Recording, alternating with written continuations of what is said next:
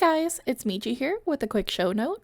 Just so you guys know, one of our panelists wasn't feeling that well. Ducky did have some laryngitis, so I did my best to correct the audio so that you're able to hear her as best she can. We did have a slight problem with my video in the beginning. Do not worry, it comes back and we are crystal clear from there on out. Just so you guys know, everybody did their best to research for this episode, but we are all just enthusiasts. Please let us know if we got anything wrong in the comments so that we can get the best information out there to the Moonies. Thank you, everybody, and enjoy the show.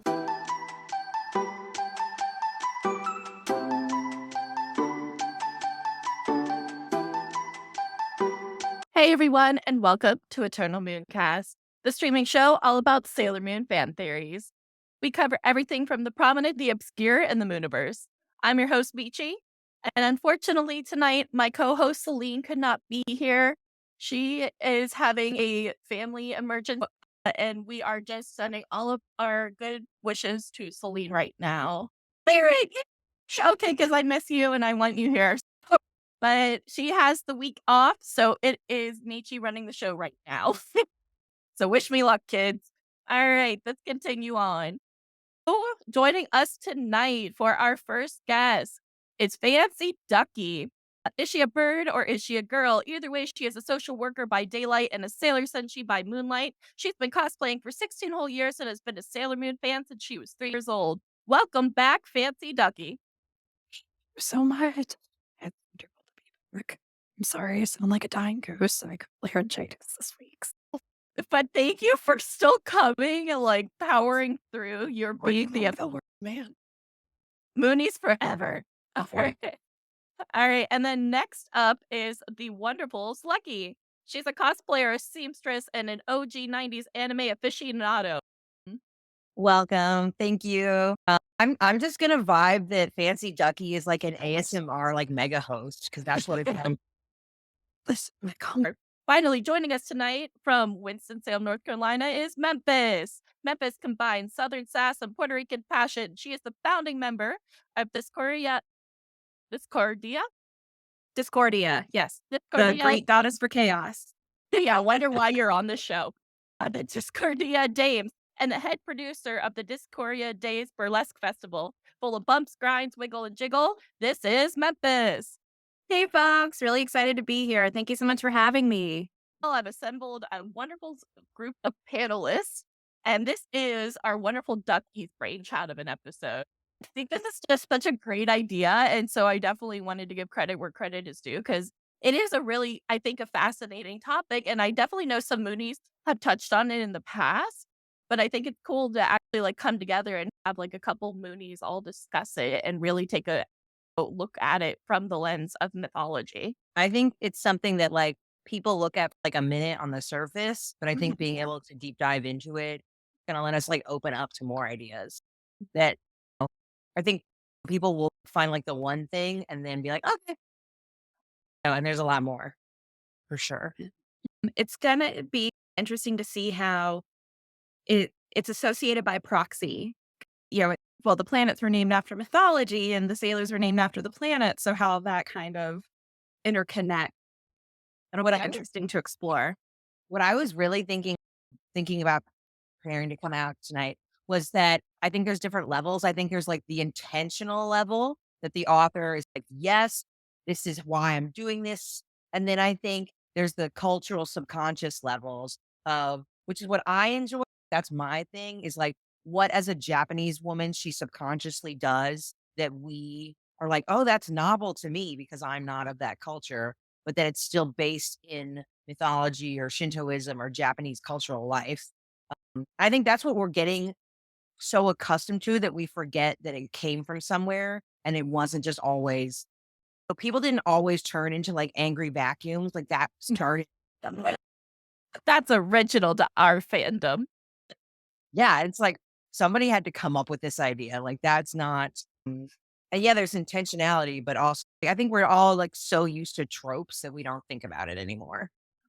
Yeah, no, definitely. And then, Duck, like, what brought about this idea for you? There's always like this like meme that runs around like Tumblr and gets reposted to Facebook of were you a Greek mythology queer? Or were you like a warrior camp queer or whatever?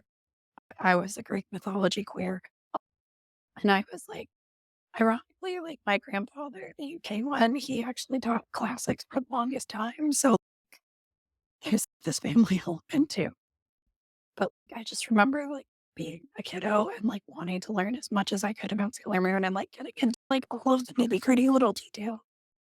And then also like the thing that always bugged me was like, why does Jupiter have freaking Jupiter oak evolution for lightning?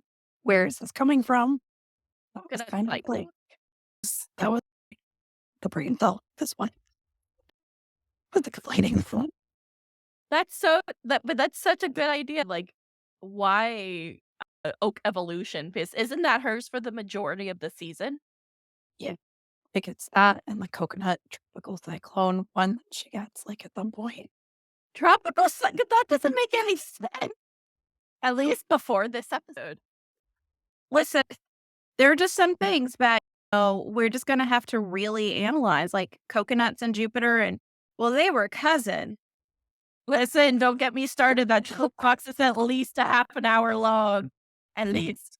But okay, let's start getting into it. Scalp. So let's go ahead and start with Miss Mercury. All right, so I'm gonna start Miss Mark off with just talking about the name translations. So this applies to all of the inner senshi, and then we'll get to like the outer senshi and like what names mean later. But basically, all of the inner senshi's names are a pun based on how they can be read. So Ami is one of the only inners whose name is written with kanji. Everyone else's is written like Mako and Ray's are written with katakana. So there's like multiple possible translations of their first name. But Ami's directly translates to like beauty of water. So Ami means beautiful, and then Mizu is water, and then the kanji no at the end of her name is just like a son or like whatever man in English. So it's just a common last name, like thingy thing. So all of the inners she have this kind of like name pattern. So her name translates to like beauty of water. Of hey, we gave you a name that fits with your senshi. Good job. And then her attacks are mostly based on ice because Mercury's like hella hot during the day, but it's frozen at night. And in Greek and Roman lore, Hermes or Mercury is associated with financial gain, commerce, eloquence, messages and communication, travelers, trickery, and thieves. He also serves as the guide to souls to the underworld. The most of the planet names in Japanese are read with a Chinese kanji pronunciation. So Mercury is Suisei, so literally water star, and it's associated with the element of water and Asian astrology. So that's where like, most of her stuff comes from. Hermes also doesn't he have some kind of was a harp or something at some point? I feel like he does. That's where her like shine aqua illusion. I think that he had the he lulled his mother to sleep with the fart with a lyre, and then he would sneak out and get into trouble. Yeah. So that's why he's always associated with the lyre. I feel like most of her attacks too are like more like buffs based, especially in the beginning of just like let me make the field fog so that y'all can do your thing. She's very much the tactician Yeah. of the group, which what is Hermes' role in mythology? She's kind of the messenger of the gods and then it's like upon so just like, hey Katie, I got you these souls. And it's worth noting, again, kind of going back into the illusion of water, when he would escort souls to the underworld, he'd just leave him at the river Styx. It was okay. It's up to you now. I don't know if you're going to Tartarus or the Elysian Field. There you go. Get on the boat. Have fun. There's water showing up. And yeah, I think Mercury, I think with the inner senshi too, you're going to get where this is like the gods that people actually know and recognize their name a lot more. Anyone who's read like, even kids who do like Percy Jackson, I feel like know a little bit more. And Mercury too is like a good character, right? He's just like he's a good dude. He gets things done. He's reliable. So I think it's fitting in the harp, but I don't know. I think they could draw more for her.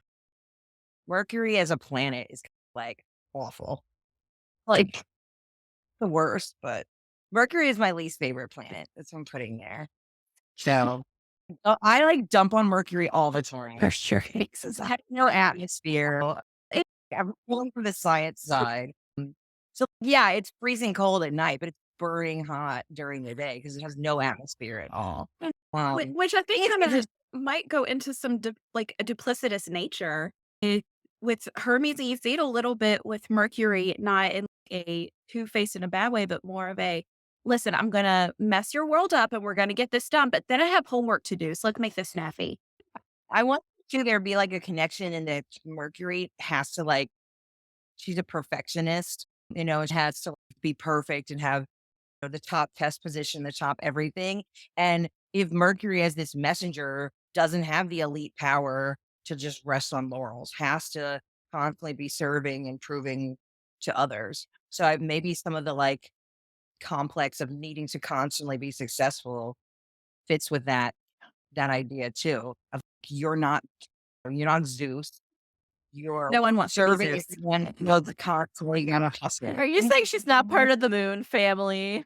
No, I'm just saying, like, it's like you gotta hustle, you gotta work. You're not gonna be someone who can just go dick around like so many gods.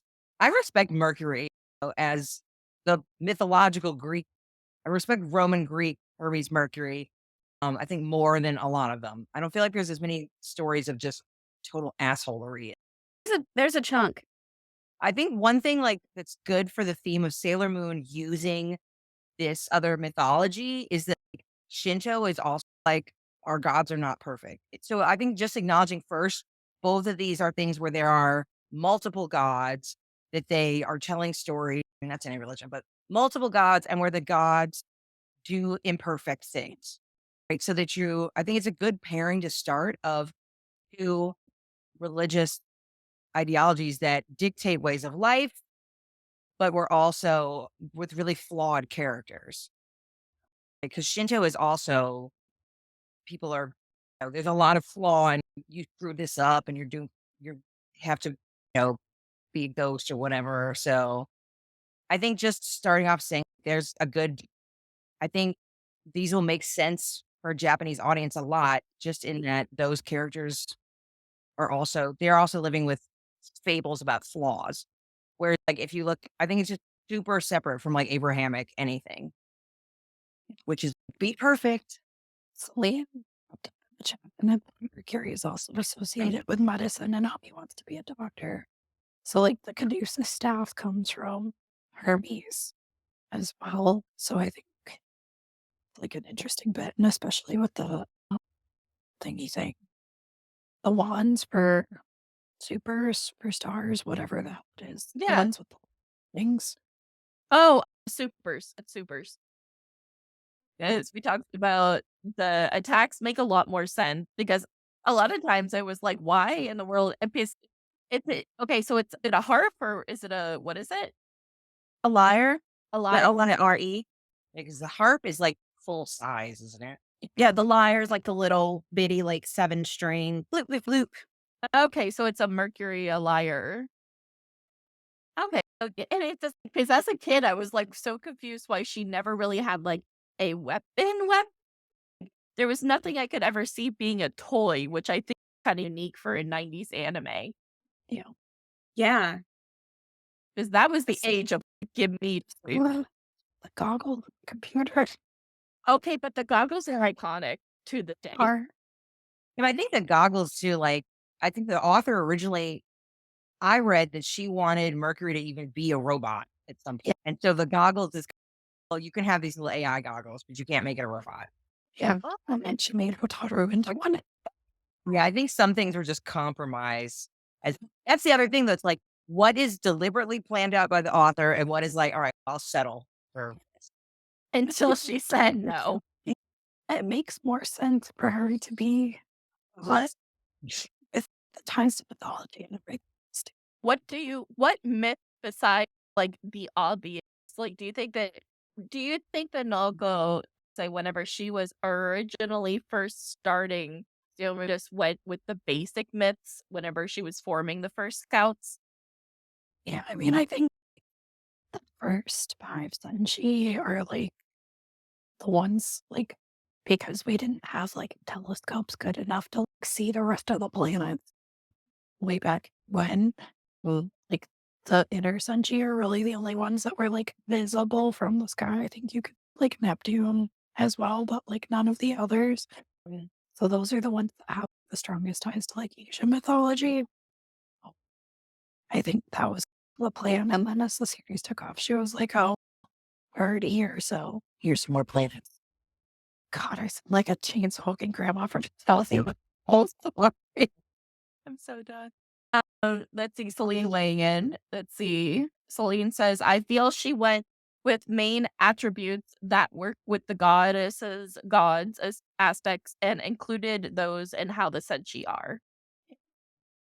Which I agree because I feel like she kind. It's interesting because we talked about in the friendship episode the quote where she was like, writing about girls she wishes were her friends, which can be both, I think. Yeah, Or I tend to see things from like the largest, the largest level of she's really outlining what is this all going to be for Sailor Moon and for the Moon Kingdom. And so like those inner scouts become peripheral. So like they get a certain amount, like you do get these distinct battle moves and color schemes, but then there's a lot of things that are just left because in the end, she does not overdeveloping them because they serve into the Moon Kingdom. So that's where the energy is going, is that mythology, that story. But I do think just the idea of having these warriors that are supporting your one central figure fit a lot in with oh, these mythologies as well. oh, how Um, so? well, I think like if you look in like Shinto, it's going to be a lot of I don't know like specific stories and things. Well, I think with the Asian culture, it is more about like supporting this is your community and your family, whereas it's not going to be American where it's like I'm Batman and I'm off to stuff. It's like it's going to be this collaborative effort over and over again. And you see that she being like, we are completely devoted. And even those choices, I can put off medical school or I can put off being idle, utter and total devotion to protecting their princess is a very Eastern because that's like their philosophy is putting your family first, putting your community and doing your duty. And so I think part of why they're not as developed as they could have been if they were Western is because they're not supposed to be as important as Sailor Moon. And that's very antithetical to.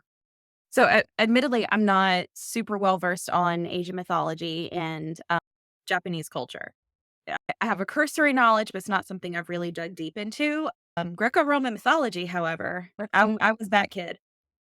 And yeah, it's very antithetical to a lot of Greco-Roman mythology because you have this major arcana of characters, and the guy at the top is always like the biggest douchebag you could think of. So there's very little of the we all have to come together to support Zeus, to support Cronus. It was okay, so what did he get himself into this time? How can I stay out of this? How can I do the least amount possible? There's not a lot of this is for this greater cause. This is for this person that we've devoted our life to. It so the person who's in charge suck. So how can I stay out of this and go do my own thing for a while? That's how we get all these demigods because that's what they were doing while Zeus is on getting in trouble. Like, oh, Zeus is doing something stupid. I'm going to make for you. I think Shinto has plenty of that. I think it's just an optimistic spirit for young people that the show doesn't. Like in Shintoism, the three main first deities, like the two deities, there's two first deities that are twins that get married, and then one of them like is up, and the other one's like, "Screw you, you're going to the underworld." So they fight, and then there's three additional deities, including the Prince of the Moon. It's Storms, Moon, and the Sun. and then the sun and the moon fight, and that's why you have day and night. So they still fuck up and fight with each other. But it's not the same as Greek mythology. I think it's Where? what ancient, like the wonder of looking at the sky. Yeah. Like we're talking about the first planets that were visible and the rotation of the stars and the seasons. And that was like universal for people. And I think it's humanizing that we want to think that everyone could screw up because we've been screwing up since the dawn of time. It's one of those, I wish I could have been like a fly on the wall to be that first like human being that looked from the earth up to the sky and be like, I wonder what that thing did to make the earth mad. And just send it out of control from there. Yeah, and then all the stories that we have. Yep. Because one person just let that thing got kicked out. So wonder what it did. Well, if you think about it, Sailor Moon brings all of us together because it's one story that's loved throughout the whole world. Because I was even looking at our demographic of people who listen and watch, and it's all over the world. We're getting viewers and listeners, so it's really cool. Just shows the power of storytelling. And some stories are just universal. All right, we want to move on to Miss Mars. So, All right, so Miss Mars. girl. Alrighty. So her name is also a pun because Naoko never spells it kanji. There's several possible readings of her given the I feel name. like she would use kanji of anyone. Definitely. I'm like, what in the If first you're trying, they would Why use is kanji. Thank you. Thank you. Like, of all the kids, why? So one possible reading of her given name is rule, order, command. There's also exquisite, clever, the sound of jewels. Another one kind of relates to ghosts, which would tie into our Shinto duties. And then her last name translates to like of fire because it's the kanji for he is one of the readings for no is like the same like last name suffix. I feel like any of the readings could like fit for her for first name. I feel like with her dad being a politician, it's probably like the rule and order one. Yeah, the politician aspect is an interesting one. But yeah, and then in the Greek and Roman mythology canon, Ares/Mars is the god of war and courage, also has a strong association with fire. And I forget what the kanji reading is for Mars, but it's fire That's awesome. or and Japanese, so the same sort of thing. So it's associated with fire within Asian mythology. With her, I feel like the way all of her attacks are fire based, and I think most of her attacks are pretty strong, which ties in with Ari's association with do anything to win based over Athena's like more strategy based. Bow and arrows is also strongly tied to Shinto tradition. And her little crows are named after the moons that orbit Mars. That's For so most of the cute. moons. Yeah. A little bit. No, and Um, like she's just an amazing character. Mars. Just putting on a little compilation of her transformation and attack. Thank you from Mega Sailor Moon. I'm assuming that's love. She would have been much different if they kept with the Japanese mythos. The name, I think it's interesting that it could have so many, but it's all around the same. And definitely, she looks expensive in the best possible way. That's how I Yeah. like to say it. Like it's not a bad thing that she looks expensive. It's fantastic. But like she just has an air about her where it's like, yes, There's also like several different Shinto gods of war. So there's Hachiman, and then there's also a Bishamon. And it's interesting too because a lot of like so Bishamon's one of the seven lucky gods. So seven gods of fortune or good luck. But like a lot of Shinto gods get mushed into Buddhism as Buddhism like starts to enter Japan. So Hachiman is one that like shows up in both. As is Bishamon. Yeah. it's interesting. So a couple of illusions that I noticed, specifically with Mars and her crows. So it's very connective because Ares, when he went into battle, he always had these minor gods and goddesses that were just chilling on the back of his chariot that he would send in to do some work for him. Specifically, he had Discordia or Eris, who is the goddess of strife and chaos, to run in and cause chaos on the battlefield. He also, despite the anything to win attitude, was a stickler for tradition because there's so many traditions that go with Greco-Roman warfare. So that's kind of interesting that you have her connected with this god that was so stickler for tradition, and here she is, a priestess. And then interesting, with so many of the planets that were named for these Greco-Roman deities, the moons were typically named after their romantic partners, except for Mars. It's the two Phoebus and Deimos are his sons. So there's again that kind of connection with her and the crows. I'm just going to be like hammering burning love for because this is why I respect you.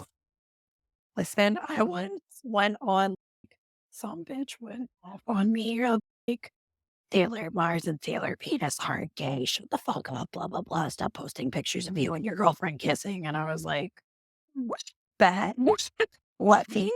I made like a whole ass Instagram highlight going through the mind of panel of tell me these girls are not homosexual, But they're cousins. tell me.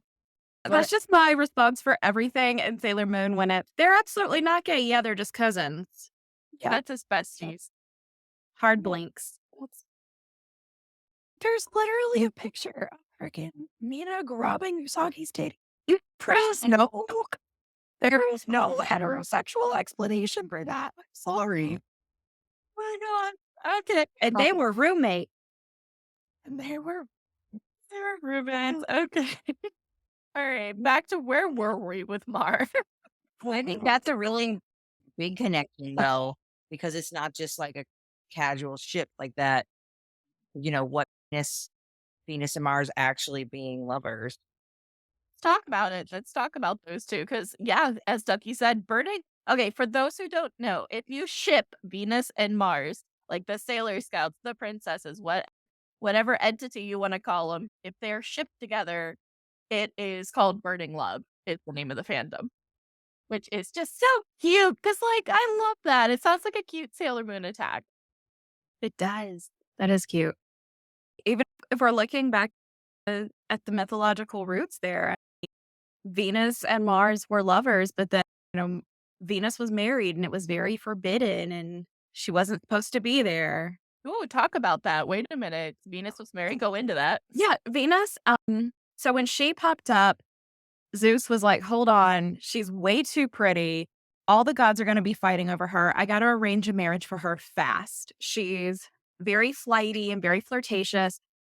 So he paired her with Hephaestus, who was the god, or Vulcan, who was the god of like workmanship, and he basically was volcano. Those were all his forges. So he's smelting metal and forging stuff, and that's what caused the lava to come out of volcanoes. It smells bad. Probably smells. That's the really messed up thing is he was like the one god who was just like super nice and super chill. He was just like, just let me hang out down here and do my work and you can do whatever. She stayed with him because he always made her jewelry. He made her the most beautiful jewelry in the universe. But she was attracted to Ares because of his fire. And he was just like this. I hate saying it, but he was such a dude bro. And she was just in love with that. And she loved how passionate he was. And Hephaestus was totally chill. So Zeus picked somebody that was completely antithetical for her, thinking, oh, they'll even each other out. And she was like, nope, I won't be here. Also missing a leg. Yeah, he was missing a leg and some fingers. So he was physically deformed. And Zeus paired the god of beauty with him, thinking opposites attract and this will be great. And it was not great. She cheated on him a lot, but he never cheated on her. Poor guy. Poor man. When we get to Venus, I will talk more about this, but there's a reason why she's got genes. I was going to say, is there anything else we want to say about Mars? Because we can go straight into Venus. Oh, so with Ray's burning the attack, it's 8 globes of fire. So I think that cements the tie more to what's his face, Hachiman over anybody else, because like one of his epithets is like 8 bannered something. The Boy. burning mandala. Yeah. No kami, so kami of 8 banners. I'm referring to the 8 heavenly banners that signal the birth of the divine and deified emperor. His messenger is the dove, which symbolizes both the bow and arrow found in samurai banners associated with him. That's so cool. And that being said, she has the obvious things. Like she has the away demon piece of papers that she throws at people, which is just a straight Shinto thing. Yeah. And then all the bow and arrow attacks, I think, make a lot of sense if archery is a huge part of shrine life. And I don't know about Shinto, but I know they study archery at shrines because I watched the shrine. Yep. I watched the shrine based archery anime. I had other anime as my reasons for knowing things. I watched Superman or whatever the archery anime. So the ritual and precision that goes into that. And then Yukicho, he does shrine based archery in Cardcaptor Sakura. So Doesn't also in Greek, is it Greek or Roman? Artemis has a bow and arrow.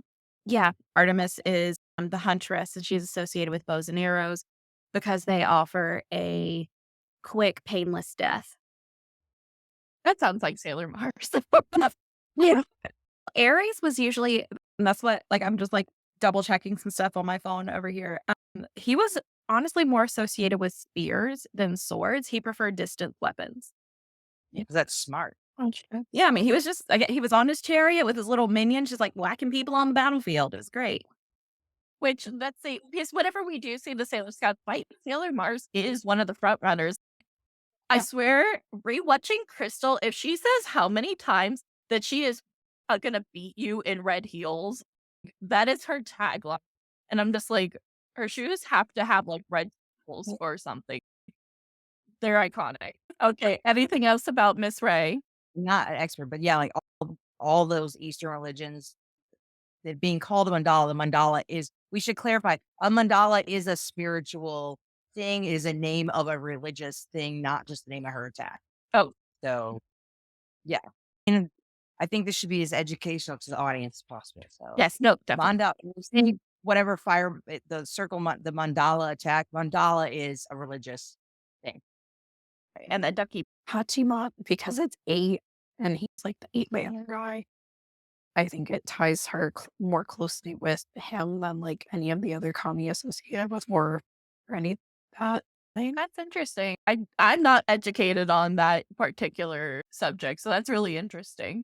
Yeah, and I looked it up, and the 8 things are the 8 corners of the world in Buddhism. Oh, that's really cool. East, south, southwest, west, and southwest. Oh, yeah.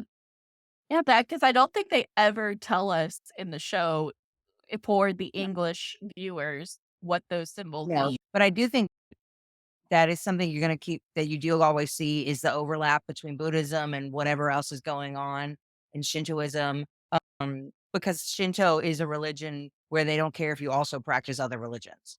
So they're just more, it is more the merrier. It's Shinto is your way of life culturally, but we are welcoming of whatever this other stuff is. All right. And then, we ready for Jupiter? Okay, so this is the whole reason for the episode. And I'm not going to lie, I was with Ducky whenever she proposed this to me, because Jupiter, her attacks as a kid made no sense whatsoever, at all. What is going on? Why is she throwing coconut? Why is she in cyclone? What is going on? I thought she had lightning. Is she going to make fried coconut like this? Come on, let's go down here. Hey, come on.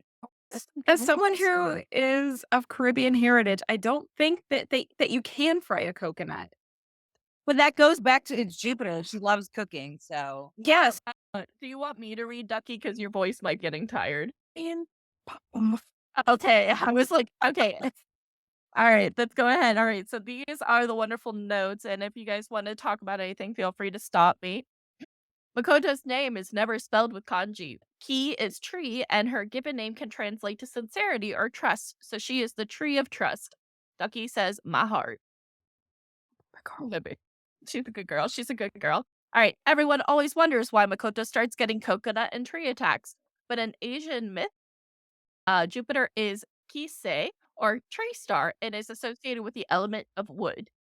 Thursday in Japan is also Obi, or tree day, which that explains a whole lot. I guess it was a coconut tree. Well, I'm sorry, with coconut, like palm trees are not technically trees, so If they aren't, they are Animal shrubbery. Crossing lied to me. I'm coming in here in facts that palm trees root structure is not sufficient to technically classify them as a tree. What? Just why coconuts were not a good choice. You should be growing acorns. I don't know. They're not native to from big nut bearing tree there that is a true tree. She has a Jupiter oak evolution, so that could have acorns. Maybe it's like little acorns going out during the just attack. showered me death with acorns. Really annoying. Horrible joke.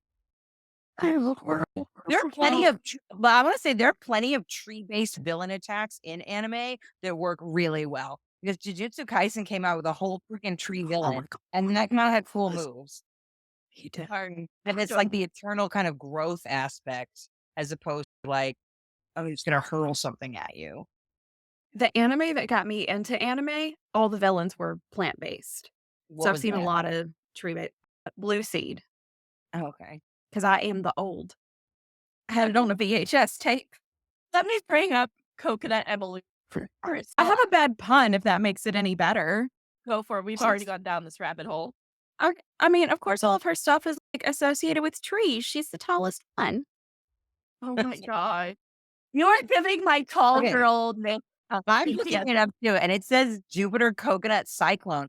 But so go back because it's like with the lightning, it's a storm, so the coconuts are going to fall off, and then in the cyclone, they're just flying at your face. Yep. So clearly, it just goes with the lightning perfectly, and it's tropical, so that's why it's the coconuts.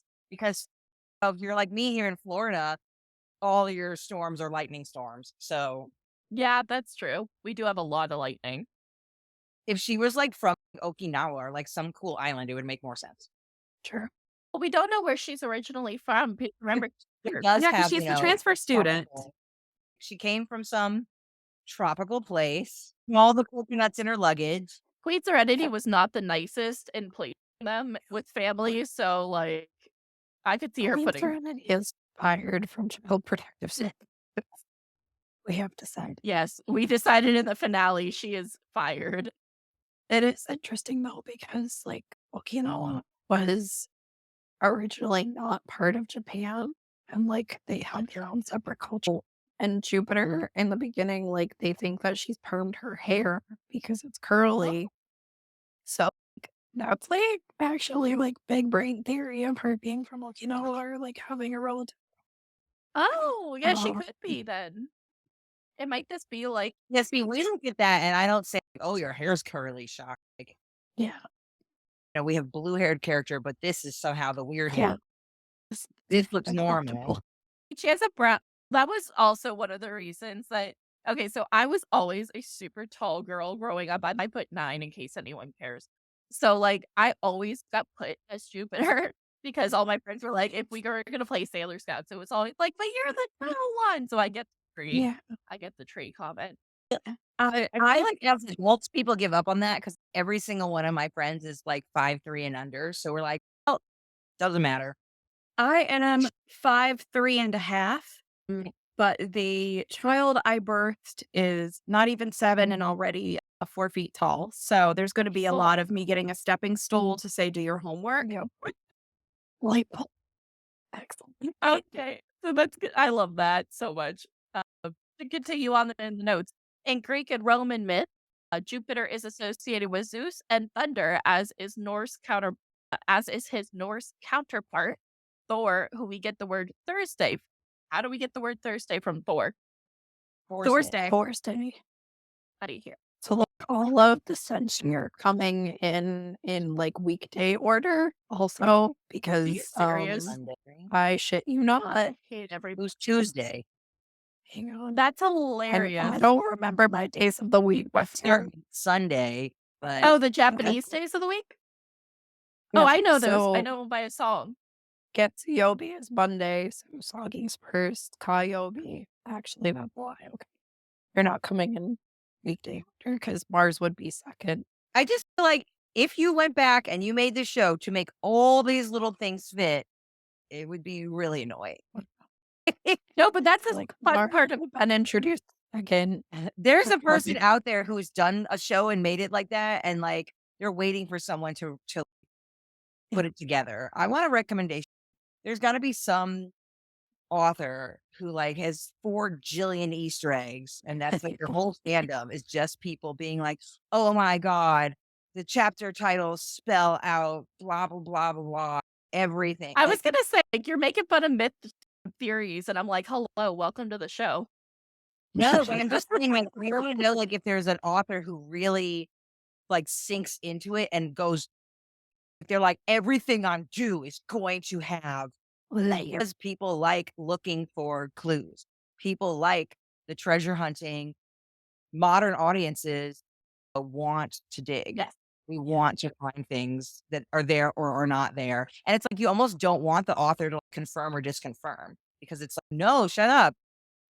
I'm right. This is great. There was an issue, again, because I'm old, kind of at the advent of a lot of fan fiction. My favorite writer was using that as like market research. And she was going through and looking at the fan fiction and seeing who was being paired with whom. And she based some of her book plot lines around that. But then she also turned around and sued them all for copyright infringement. What? Yeah, no. Yeah. It's like, No, but that's like, I think is he's basically saying you should be great with these people because they're making more people consume your media. I wouldn't have ever watched Haikyuu if I hadn't have seen all this fan stuff first. Like some stuff you're there because the fandom keeps it alive.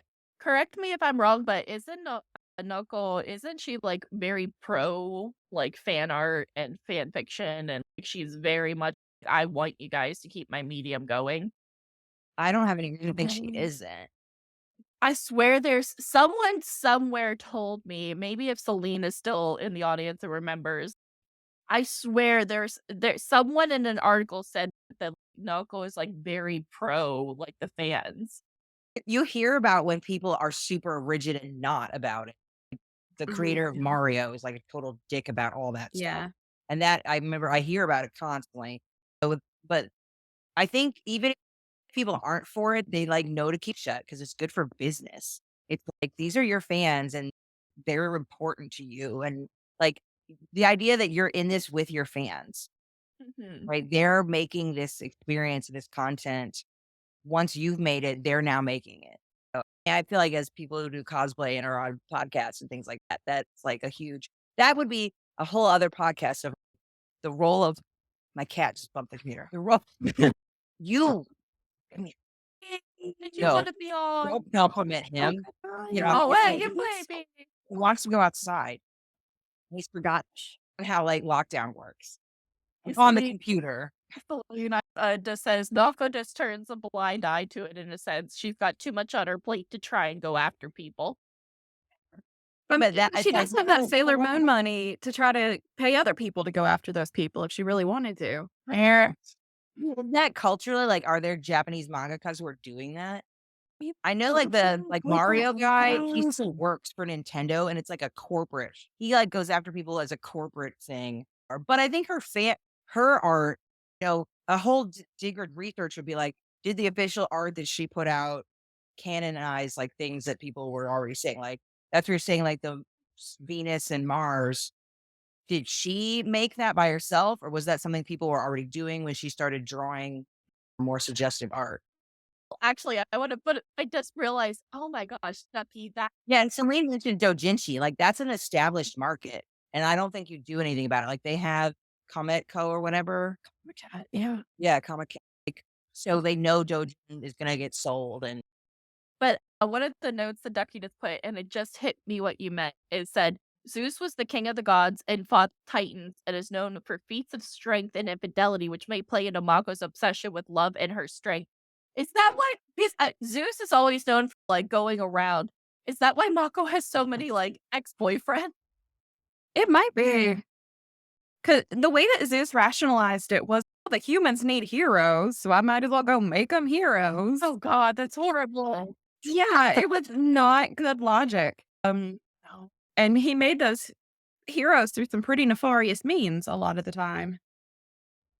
Literally, let me just transform into various creatures to like seduce women. Also, the castles. Jupiter's castle is called Io Castle, which is one of Zeus's lovers. Interestingly, Really? not Hera. Yes, she was the cow one and is also one of the moons of Jupiter. Yeah, there's all the moons are like his lovers. I don't think Hera has a moon. Red. Which, damn, Daniel. Yeah. Yeah, there's Io and Europa, and I can't remember the other ones, but yeah, all of the moons of Jupiter are his lovers. All those princesses he was toting away. Oh my goodness. Damn. Literally not even one for Hera. Not one. I'm looking right now. Nope.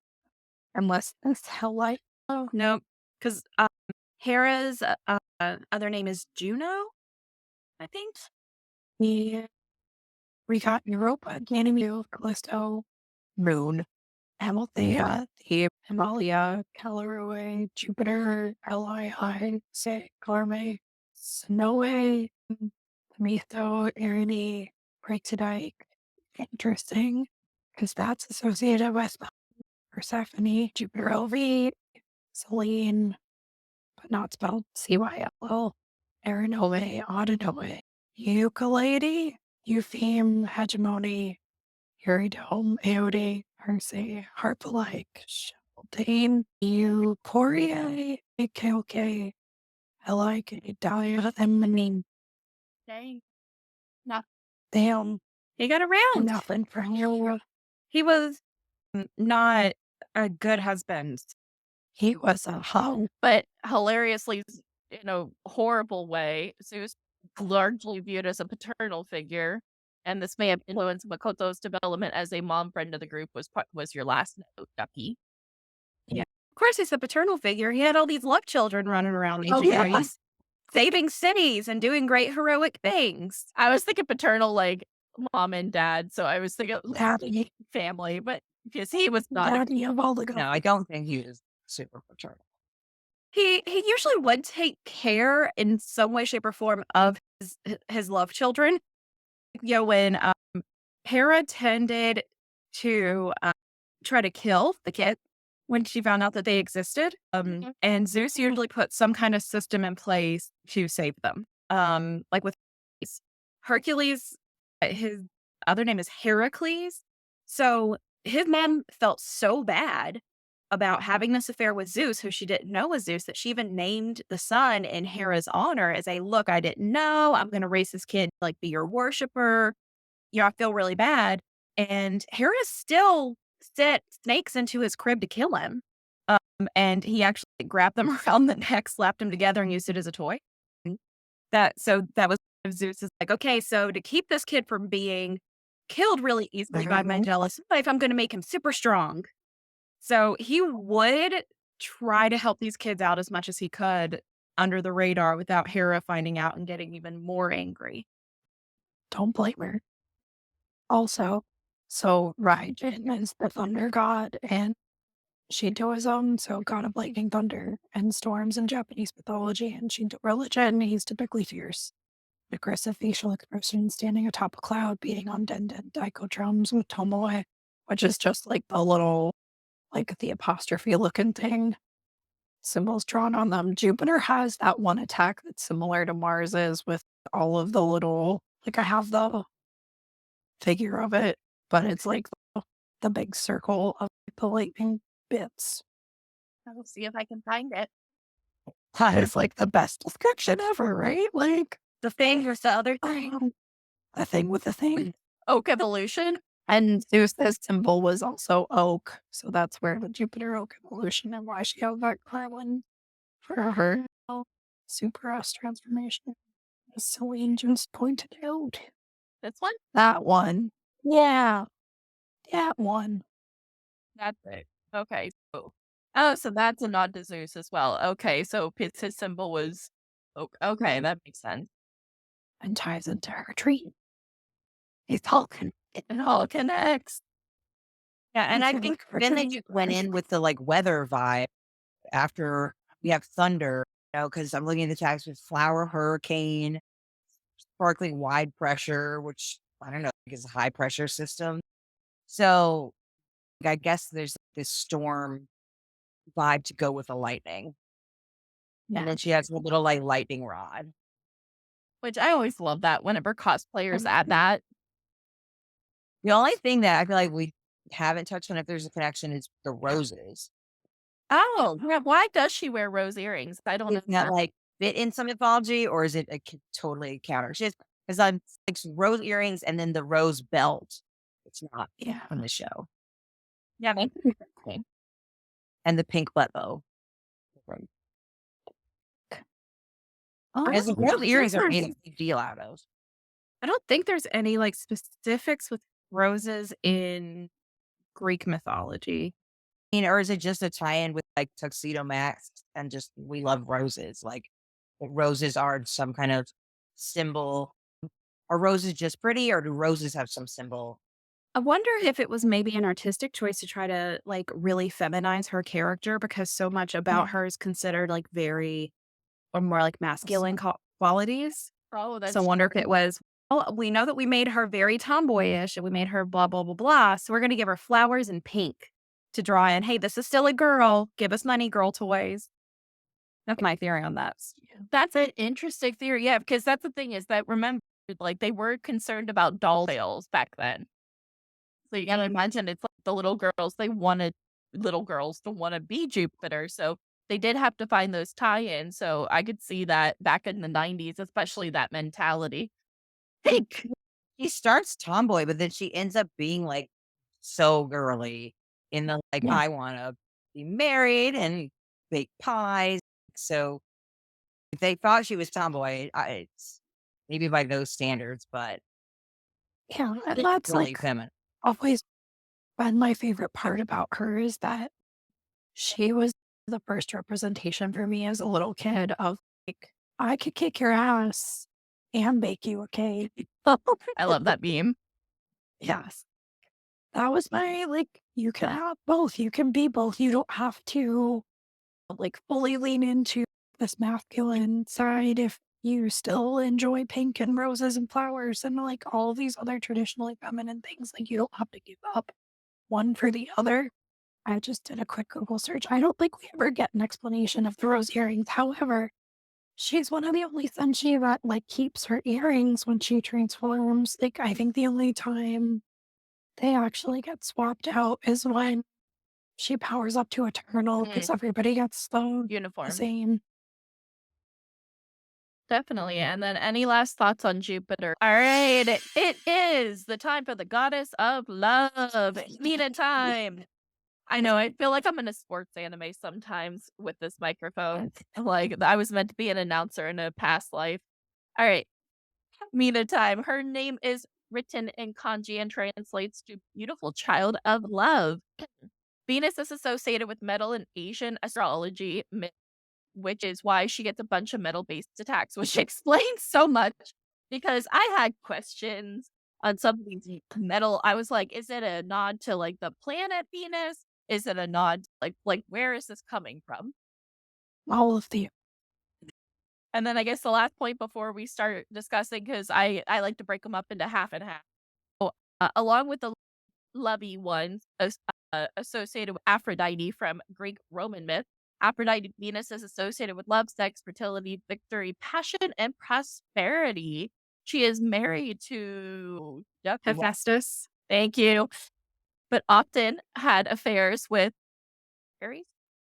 Yeah, Aries. And y'all say no evidence for should have edited out those notes. I love you, Dougie. But yeah, Burning Love and was caught using a net of golden chains. So let's talk about it. Yeah. This is, I forget who it was that, like, Hephaestus was like, yeah, I'll go catch my wife cheating on me and use this net to, like, catch bed. I think he asked Hermes to do that. Hermes. It's just he was so quick and sneaky. Yes. And Helios. Helios was the one that like saw them doing the do, and then Helios he spread the hot he goss saw to everybody. Yeah, yeah. Fucking pony bullshit and everything. Listen, he had 2 sisters that he was just stuck hanging out with all the time. And it's going to be the one that everyone recognizes because everyone culturally knows who Venus is, right? Venus, because it's sexy, is like in the vernacular, right? Even in the freaking, you can't buy a razor without it being like, oh, yeah. I think she has a lot of really like strong things. And I think what stands out about Venus is that she basically refers to herself as the goddess of love, whereas the other ones aren't like, I am that guy who made a bunch of like they say like I am the goddess of something, but it's not as closely directly related to their mythology Yeah. counterpart as she's basically just saying, yeah, you're the goddess of love. Like I'm the goddess of thunder doesn't sound like saying I'm Thor or I'm Zeus or whatever. Lightning. Yeah. And I feel like she's just more like sentient of her goddessness, of her origins, root, her Venusness. Who embraces it the most. She's the first scout to be awakened, right? Yeah, I just feel like there's the whole thing with her backstory and codename Sailor V, and that she gets a talking cat and everything. But I think she just embodies. She is like proud and gets like her. Jupiter doesn't run around being like all the time, like I am the goddess of blah blah blah, the way Venus does. So I feel like she leans into hers as a character a lot. Yeah. She enjoys who she is, and I love that about her. She has confidence like there is no other, and I think doesn't that relate back to her mythical self? It does. Because Aphrodite was very, I know I'm the most attractive person on the planet, and you're gonna refer to me as such. That's the whole root of the Apples of Discord story. Yeah. Yeah, I think that ties in with the idol idea. I mean, I think a lot of Japanese schoolgirls want to be idols, but the idea of being confident enough to say, I know that I am a born idol. I know that I can, the people, and like the idea that of seeking something where people are going to pay attention and say how beautiful and amazing you are, which is different in that it's the only one where she's attention seeking instead of giving attention to her princess, right? Because the whole show is about is your princess, and then she stands out as the like, but my celebrity, my fame, which could come from like her kind of being the backup starter character a lot. Yeah. I think that, and also just like her acting as a body double of let me be flashy so that I can draw attention to myself as well. And take some of that heat off of Usagi. Like if I'm just as loud and brash as she is, then Yeah, I feel like obviously- Usagi benefits a lot from that. If every single character was totally distinct from her, but having a partner in doofusness helps. I'm what are you talking about wanting attention? What are you talking about wanting attention? I can't tell. That looks subtle.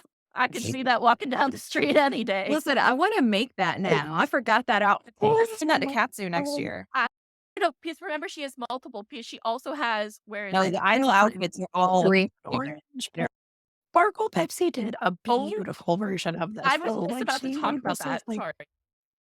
like Suzanne freaking. I hope you're enjoying that little baby boy, but I miss you. real I life miss was a jet. It's like she is god tier Minako cosplay. Her real. Like, look at this.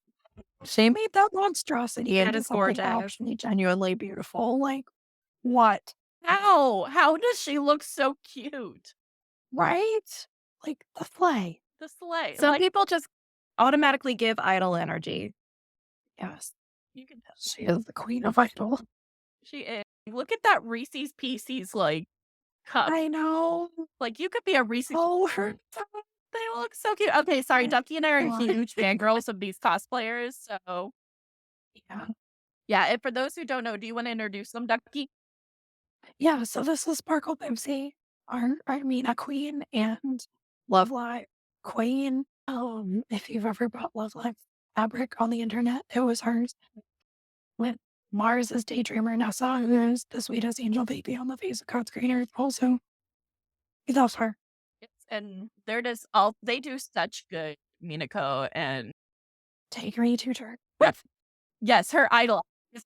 I was going through outfits and then I was like, this screams subtle. Yeah. Yeah. She has antenna. Yeah, she sure did. Shit. Antenna. What is that for Artemis? It looked like the Luna don't Pea know. ball. Yeah. And that's the other, again, like Artemis is also from mythology. Yes. Yeah, that one has always thrown me because I hit my Greco-Roman mythology phase before I hit my weeb phase. And I remember I was like, why is the boy cat named after the goddess of hunting and the goddess of virginity? And then they have a kid, so the virginity thing's obviously not there. Yes. That is one that I've struggled to make sense. Yeah, because Diana is Roman equivalent. Yeah, it's the Roman and name. also the name of the baby.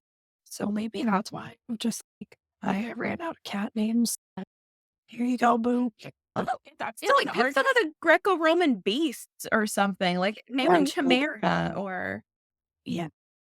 But I feel like it's interesting, though, to have Venus, like Mina and Artemis together because you've got like little moon. sexy lady and then chastity. yeah. Maybe he's meant to temper her. He's meant to calm Yeah. her down. Also, among the attacks, there's a Sailor V poop at some point in the Sailor V manga. Wait, what? There's like a Sailor V like heart attack. What? I'm Yes. so done. You've got why? Where does that tie in?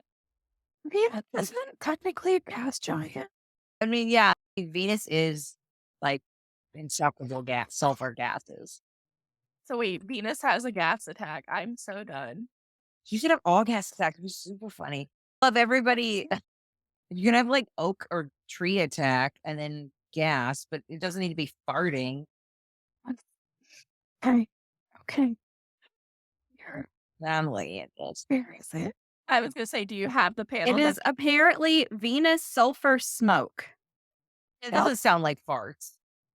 Oh. Sulfur would be like in line with the planet and horrible. I've seen enough really weird Japanese horror to know that it is a thing, but I'd never seen in Sailor Moon. You're right. I found the Listen. panel. Defensive tooting Defensive. is important. I used to do not too close to me when I was in school. I would just I can relate. Defensive tooting does root in Shintoism because if you fart on a kappa, it like won't attack you. Yes. So there is known fart attacks in Shintoism, and Okay, Kappas fart like 3 times as much. So like they do have farts as like a spiritual thing. so I found the thing on the wiki. Sailor V would release sulfuric fumes from the planet Venus and incapacitate villains with its smell. Artemis later suspects that the fumes are actually Minako's flatulence from eating too many sweet potatoes. Oh my god. That is so And funny. a small part of my childhood just died. Minako has canon gas. Canon. Yeah. I'm so done. Yep, and I found this image of it in the manga on Tumblr. So Venus sulfur Yeah. smoke, and that's on the Magical Girl Musings Tumblr. So That is hilarious. she was the first person who figured out how to can your farts then by Artemis's. I'm so Wow. done. People have wanted to figure that out forever. Like every 4th grader wants to know how to bottle their fart. literally my nickname in the Menagerie chat at one point was Sailor Poop. Oh my gosh. I'm so done. Yep. And then one more token for the Burning Love fandom. Phobos and Deimos are offspring of Venus and Aries. And that's a canon Sailor Moon theory then for like mythology. I mean, I know now we have the trope of like, lesbians getting married and raising dogs together. I guess they got married and raised crows together. Adorable. Also, their human forms are so freaking precious. Like, I love them. Oh yeah, because they're really cute. If you guys, it's only in the manga that they've been humanized, right? Yeah. Yeah. Only in the stars are when Lead Crow shows up and they're like, you abandoned our planet for these stupid moon people. I love that whole section of the manga where you find out like all of everybody's like crimes of the past. It's like ooh, the tea though. But here's Look at these belly buttons. oh my Aren't they gosh, precious? what did they I've make? never seen that Possums? panel before. Yeah, that's what they look like human. They're so cute. Such a simple cosplay too. You could just get a nice like leotard. Yep. Bobo. Where'd you Menacing and Leeds show up? Like, what the fuck are they from? Oh yeah, well I don't know what what is that? Menacing and Leeds. Memnosine, I think, is the goddess of memory. Yeah, it's the two rivers that you drink from. Yeah. In Stick and To remember to forget. Dakota. Yeah. But they are also Senshi and the Stars arc, but I forget like who they're tied to. Hang on. Where do you people come from? And by the way, guys, after we wrap this Senshi up, we are going to take a 15-minute break just to give our panelists a little break. And then we're going to come back and we're going to finish the outers and then we're going to do an overall discussion. Okay, apparently they're from Sagittarius Zero Star. They're not tied to any Senshi, but it would make sense for them to. Okay, cool. They're not tied to any of the planetary Senshi. They're just like Lexia Sad Hours, but Like like Sailor Asteroid level. yeah. Okay. Okay. So anybody else have any final thoughts on Venus then? I really love the fact that she gets her own video game. Yeah. I think that kind of helps, and it goes a little bit into that Venus level confidence of she's the one. Given I haven't really read much of the manga, but she's the one that usually can put Usagi in her place with listen, chill, and Usagi listens to her because I used to play your video game. That's the motivation. Yeah, and I think it like plays into like, that modern day Aphrodite sort of vibe too. Of like, everybody's like, everybody wants to be her. Everybody wants to smooch her because she's got her own anime and her own manga and her own video game. Yeah, no, because especially when she first arrived in season 1, she was coming in hot. Like, she was coming in from being a badass in London. She was catching, like, bad guys. She was working with the police. She had her poster everywhere. Like, it was really cool. Just handing out freaking transformation pen. Candy. Listen, she was gemming the holograms references all day. Again, another dated reference because I am the old. Hi, this podcast is now a Sailor Venus stan podcast. Well, me and Ducky in a room and it becomes a Sailor Venus stan podcast. Like, Sailor Venus was my original favorite because I had long blonde hair and I would always be like, that character is my hair. That's me now.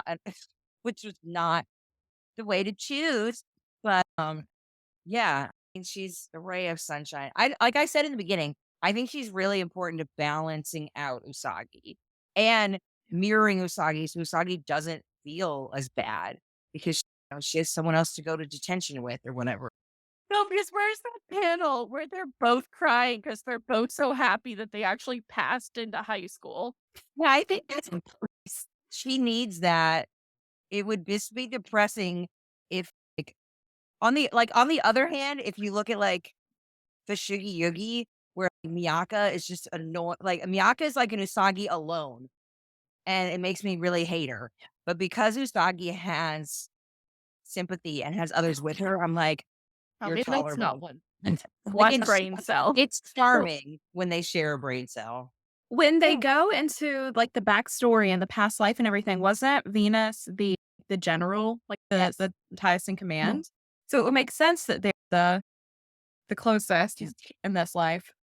I just love them together because it's such like chaos. I feel like when they're separate, they each have a brain cell and then you put them together. And unless they try so real hard, the brain cell just disappears. It's just like negative magnets. They just and you're both the most successful because one is the Moon Princess and the other one has a video game. I want to remind we're telling the world. I want to remind you what you just said. These two, you are calling the most successful characters in the They are. One is going to ruler everything, and the other one's like an idol, and they both got cats. No one else got a cat. And then Amy's over here. I could go to medical school, and I'm like the bottom tier now. This is the hierarchy. Like, there is no thought behind those eyes. Okay, I take it back because like Michiru and Haruka, they're the most successful, but we're not talking about them yet. Of the Inners, these are the most successful. These are the girl bosses of the Sailor Scout. So they don't have like a national tour and a sports car, so they're not as successful. And they're just happy to get 3 lights tickets. Like, the bar is low. That's also the whole thing. Like 3 lights just show up and are like wildly more successful than everybody else, just making everyone look bad. It's a whole Oh thing. my god. The best. Oh my gosh. is you Sailor Denzel. Thank you. Yes, here. I'll bring up that. Can you, someone read that while I pull up the clip? I love when Mina dresses up as Sailor Moon to distract Kalanite. It's hilarious. Like, the thing with But she had a transformation pen. Couldn't someone have just used that? No, she did. That's the thing. They used the pen. Oh, they do? They do. And anyone could use it, wouldn't? And she does have the most similar look. Let's see. One time she actually does it. One time she actually serves her role as body double. Yeah, but one time she does, and she like misses the mark beyond all. I still want to cosplay. All right, I this can one. find the before, but this is the after. Like, This is Because it's that like live action Sailor Moon. and like her collar is orange instead of red, and her hair looks like it's barely being contained. Like, her bootstraps are also orange. Like, it's hysterical. That is one of the best moments. I'm still trying to find when she first shows up, and Usagi is like, "You did not." Oh man, that was an activated memory. I forgot about that episode. It is amazing. There's an episode where Usagi is an idol, right? They're like trying out to be Yeah. the idol, like left, right, and center. There was like beauty pageant episodes like very early in the first season, and then I think there's idol auditions through like the villain of the week is always gonna try to get these girls to be idols to steal their energy or their pure heart crystals or whatever they. Oh my gosh! I found that. I feel like that's like America. We have like don't get in the van with the man with the candy. In Japan, is don't go to the idol audition. Yeah. Oh gosh. Okay, here's the clip from Sailor Moon when Sailor V is disguised. I won't play audio, but just the video. Yes, iconic. And Usagi is just like it's My favorite. and she's like, "You look a little different." And Mina goes like, "Absolutely not. My disguise is flawless." I think it's her literal line, isn't it? Yeah. My disguise is flawless. Yeah. All the praise. It's like that scene in Spice World where they all dress up like each other. And then Usagi at the end is just, "Please never do that again." It's a good idea, though. They were. It worked. Usagi may not have been happy, but it worked. It's like me driving people places. But did you die? Oh my gosh. Okay, so we're going to take a 15-minute break, and then we will have to go a little quicker with the outers because we're only going to have an hour left when we come back, and we spent 2 hours on the inners. Rip. And I know we want to get to Moon, especially. So we're going to take a 15-minute break right now. Hey guys, and welcome back. I'm Michi. I'm your host of Eternal Mooncast. Before I bring back our guest, I just would like to put out a quick Moony disclaimer. We would like to remind everybody that these are just our personal opinions. We do not in any way represent Toei or the Sailor Moon intellectual property. We invite you to join us when we stream live on Twitch or join the Discord discussion. And let's get back to tonight with the Sailor Moon and Mythology. Bringing back our guest. First up, welcome back, Memphis. Hey again, y'all. And welcoming back, Zlecky. Hi. And finally, the FancyDuckie. Hello. I have returned with more tea. Okay, so let's get back into it because we want to cover the rest of the Sailor Scouts. And we might be going a little late we are just gonna go into it. So let's go ahead and talk about Mabu. Let's talk about the distant Sky King, Haruka. Okay, so Haruka, her name is never written in kanji, but one possible reading is distant, and the others are spring fragrance or good weather. Tenno is Sky King, which is the first two kanji for Uranus. Oh gosh, Memphis, I'm gonna have to tag you in on this. Uranus. Uranus. Guy's husband. Yeah. Okay, there we go. Was the OG along with Gaia and his cast. By the way, we're using technical terms, but still, this is not the show for children. Okay. And Gaia and his castrated genitals are what eventually formed Aphrodite, according to some myths. After being overthrown by the sky, he became the sky. That's a whole lot of myth to unpack. Yeah. And that's very cyclical in Greco-Roman mythology. Uranus and Gaia were overthrown by their children, who were overthrown by their children.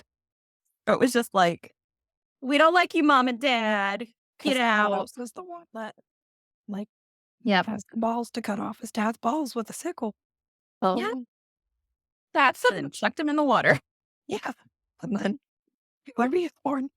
what? Sorry, go back. Rewind. What? Okay, so yeah, that's the myth.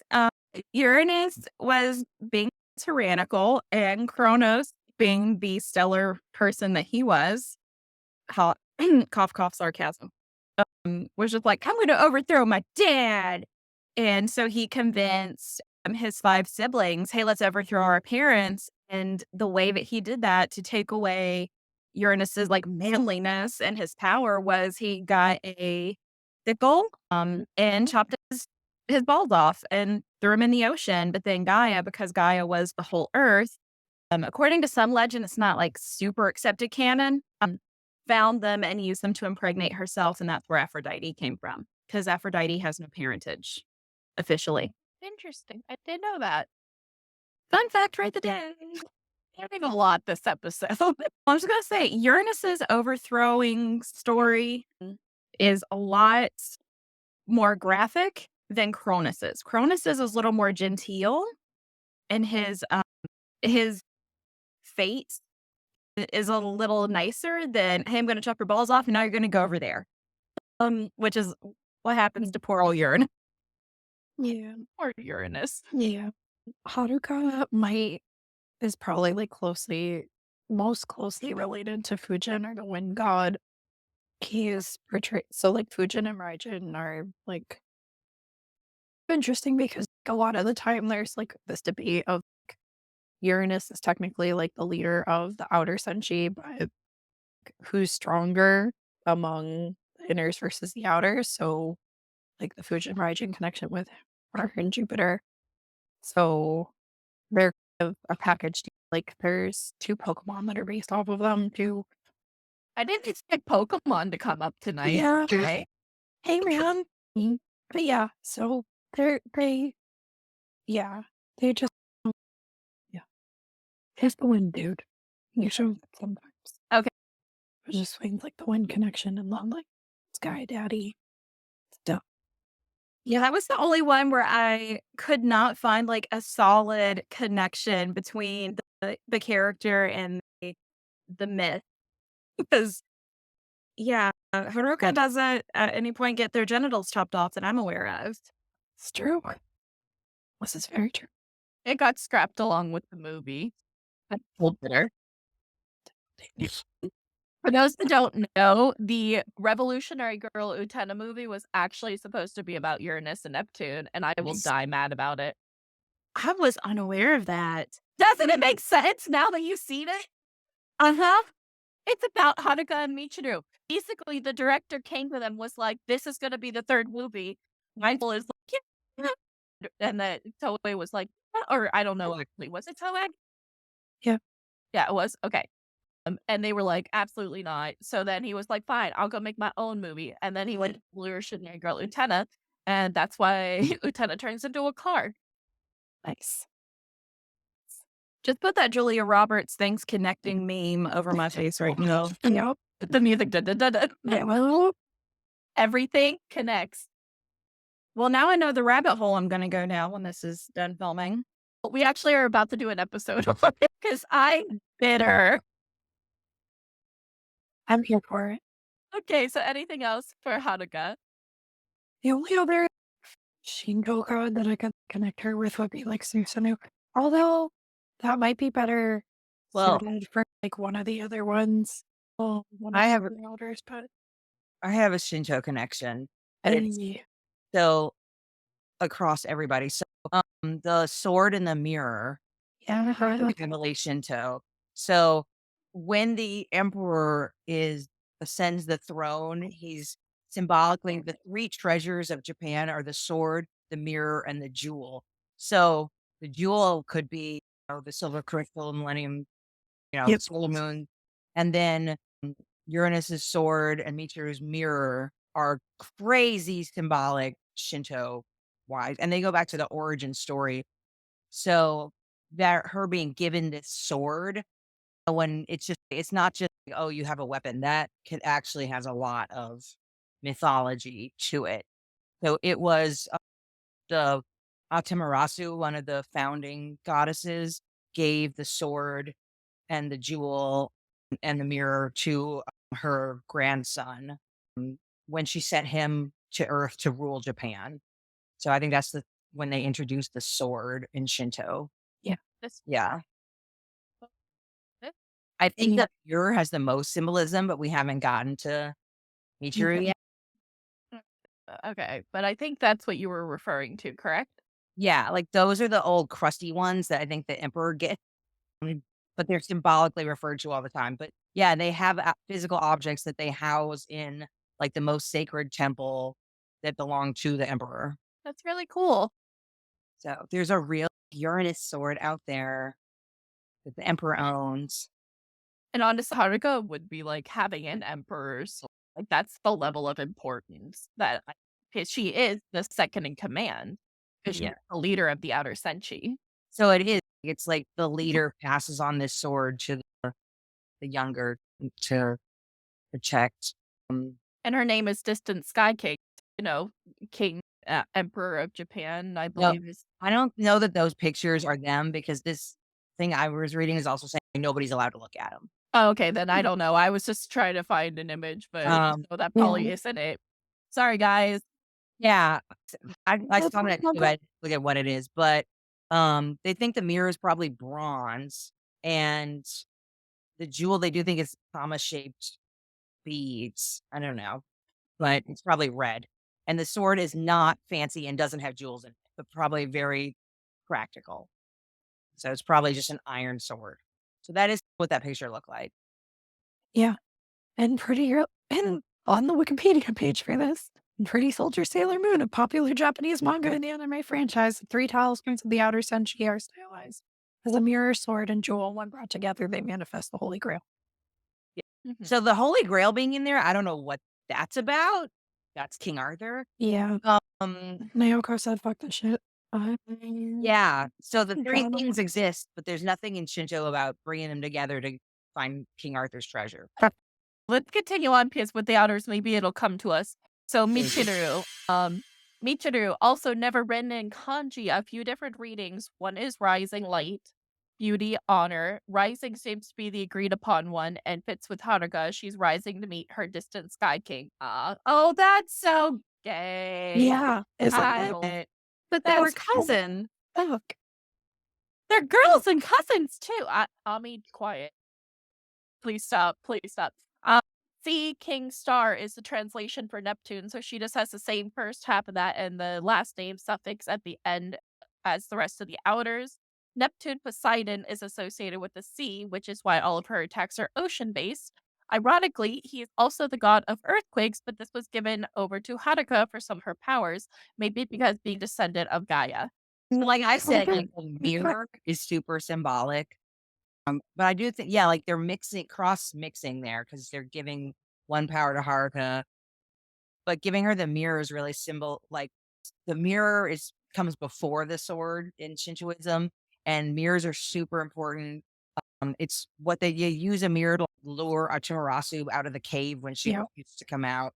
And they have a lot of like other yokai and legends about them. I think that even gets into like the shattered mirror that goes into Tuxedo Mask's eye, like all of that goes back to mirror mythology. So there's this huge reflection, this sacred object of mirrors.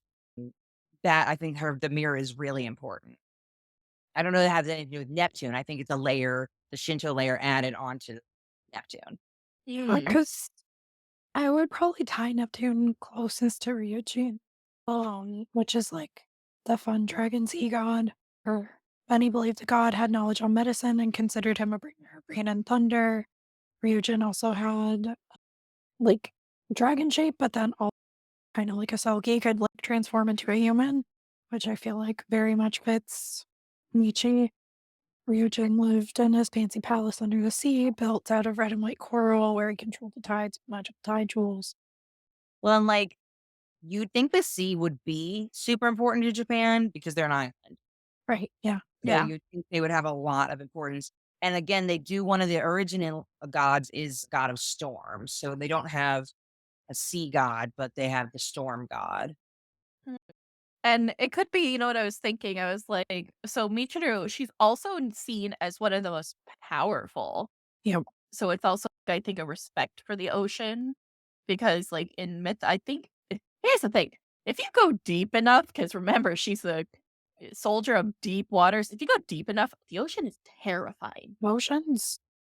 I don't think in Japan it's about going deep. I think it's about tsunamis. Yeah. And that's Antarctica has the earthquake. The earthquake brings the tsunami. So Yeah.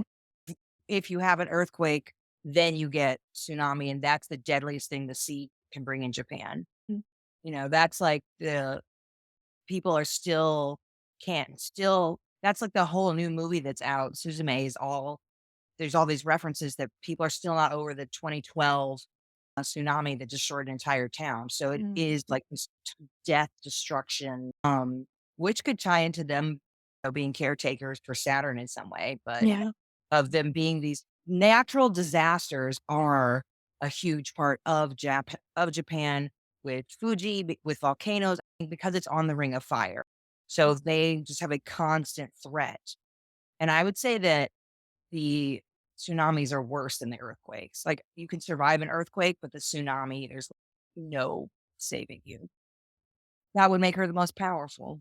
And that's, I think, why she awakened herself. She's given a lot of importance in Sailor Moon, even without being in the manga or especially in the manga, she's not in it as much. But I think that's why she is given such revered, is because she literally is the embodiment of just terrifying power. And this kind of ties in with that a little bit with the tsunami symbolism. Is it's a quiet power. She doesn't show up and say, I'm going to kick your ass, I'm going to do blah, blah, blah. She just does it. She's so calm and quiet and unassuming, and you don't expect this. It's the calm that is disarming. The calm throws you off more than the power ever could. And getting into the Greco-Roman base, that is a little bit of how Neptune and Poseidon was, where he had that dual nature of complete and utter destruction, but then also life. He would save sailors as quickly as he would destroy a whole town. He Which kind of did whatever he wanted.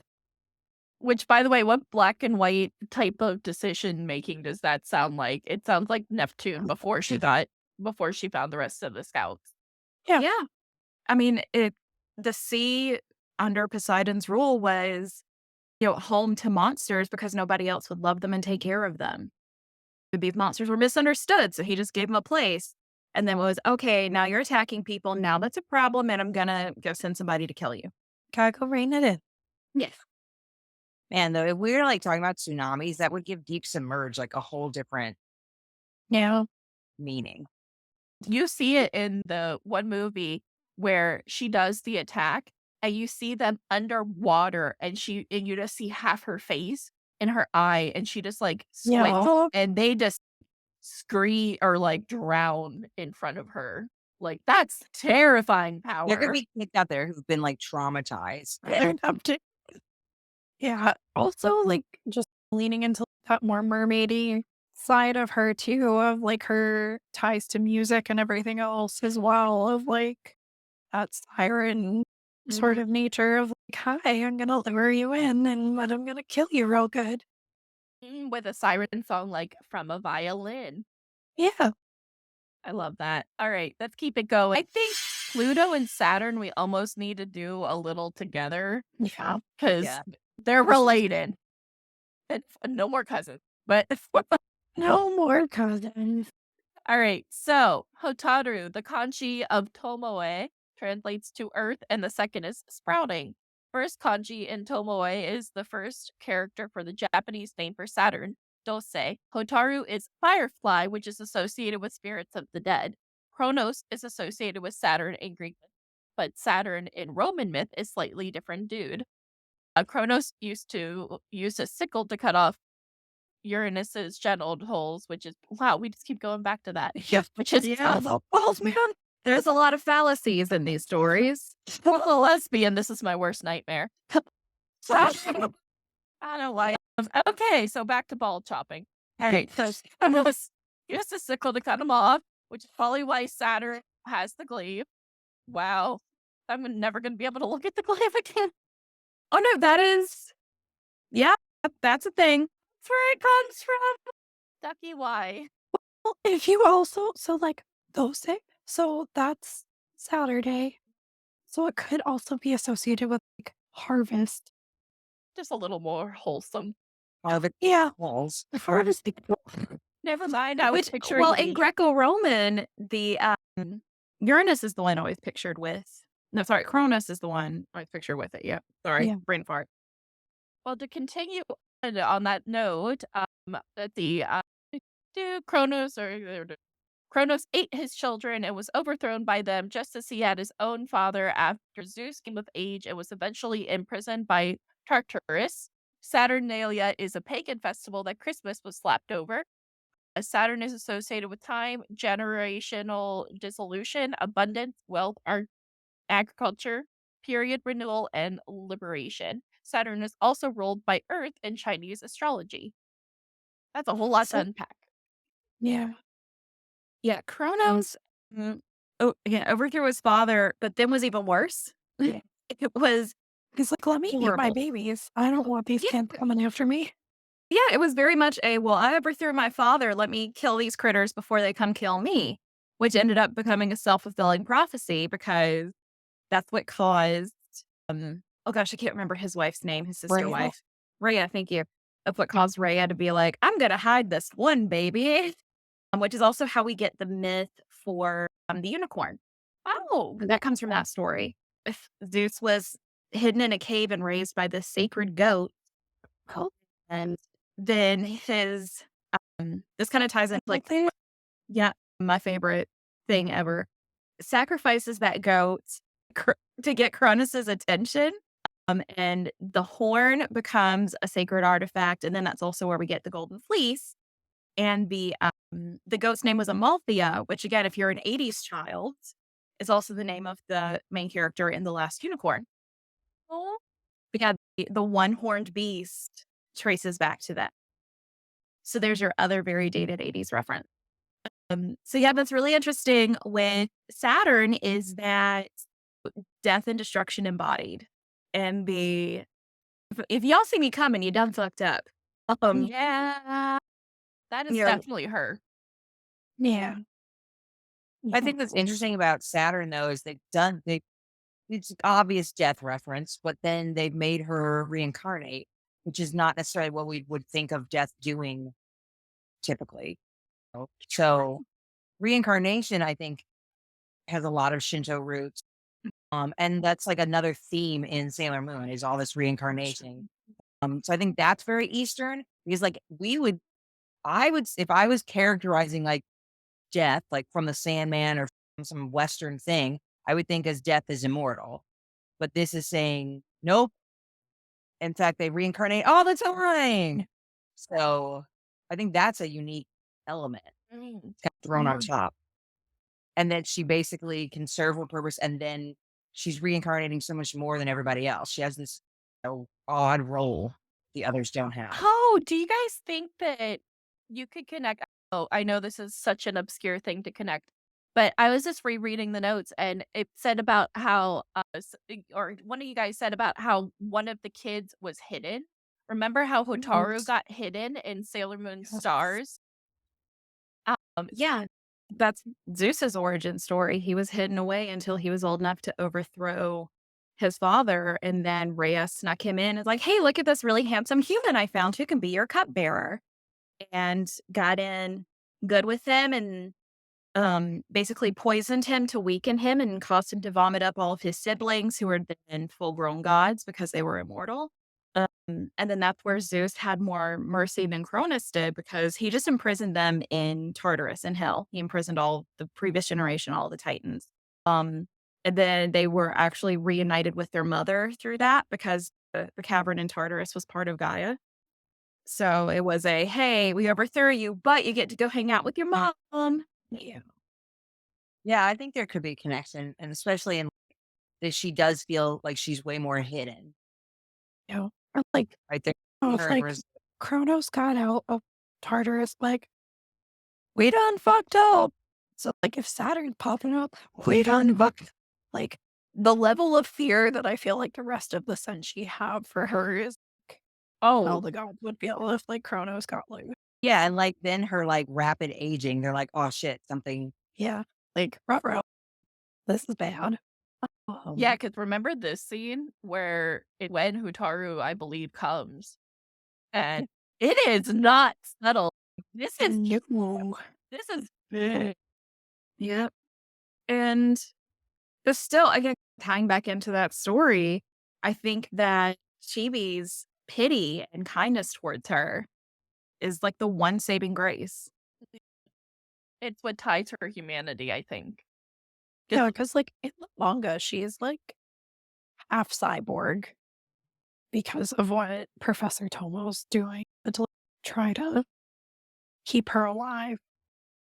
Oh, Yeah, she doesn't feel like she the humanity that the other characters get. no. Yeah. That she barely gets to exist. Yeah. Yeah, and like I know always I hear from Sailor Saturn cosplayers and people who love her that there is not enough Sailor Saturn, A in the show, but B in general. I mean, I feel like that's what keeps her from being more of a favorite is because she feels restricted. Yeah. Yeah, but her design though is so Like, if pretty. she was in the show all the time, she would be too powerful. Yeah. She's like way too OP to have like all day, every day. Yeah, she is You know, they send Pluto off to like the end of time, and then they make her be a baby. Yeah, Pluto, Setsuna. Her name is never written in kanji, but can be translated as moment or sorrow. Her last name kanji is written as Dark King, and also the first two kanji for Pluto referring to Hades as King of the Underworld. Ooh, that's an interesting tie-in. She's one of the only guardians with a direct tie-in to a Greek god, Kronos, god of time and I'm like, my mouse was partly in front of it, and I'm like, "Does that push Proud Eater?" Oh yeah, we're going back to that again. Okay, we're Yeah. gonna chop balls and kill him and eat Yep. apparently unless. All right. It's cool. It's fine. So Hades is also one of the children of Kronos and is the king of the underworld / Pluto. It's associated with gems and riches, which may be why Pluto gets the garnet orb specifically. So some of her attacks reflect her dad, and other reflect her ties to the planet Pluto. Because she has like dead scream, but then she also has the time stop. So she has like a mix of both. And I feel like Saturn's the same way where she's like, of like pussyfooting around like both. And yeah, I think it's like they have to, creator has to acknowledge that Pluto, the planet, is named for the underworld. But then not wanting to have a character that is just, and I guess negotiating between Saturn. So yeah, the Chronos stuff, they're representing two mythologies. It's also worth mentioning that if we're talking Greco-Roman mythology, Pluto was Cronus's keeper. Yeah. All the Titans were imprisoned in Tartarus, which was part of his domain and part of his territory. So he was the one that was responsible for keeping terrible dad imprisoned. And how interesting that she ends up being the one who is the keeper of the Taking time care of door. her. What are you gonna say? Keep her also of Queen Serenity? Well, keeper of Hotaru as well. Like she yeah. becomes like mommy. But yeah, so like she's the only one with that much of a direct tie out of the outers to like, yes, hello, we are literally saying you are Kronos's baby.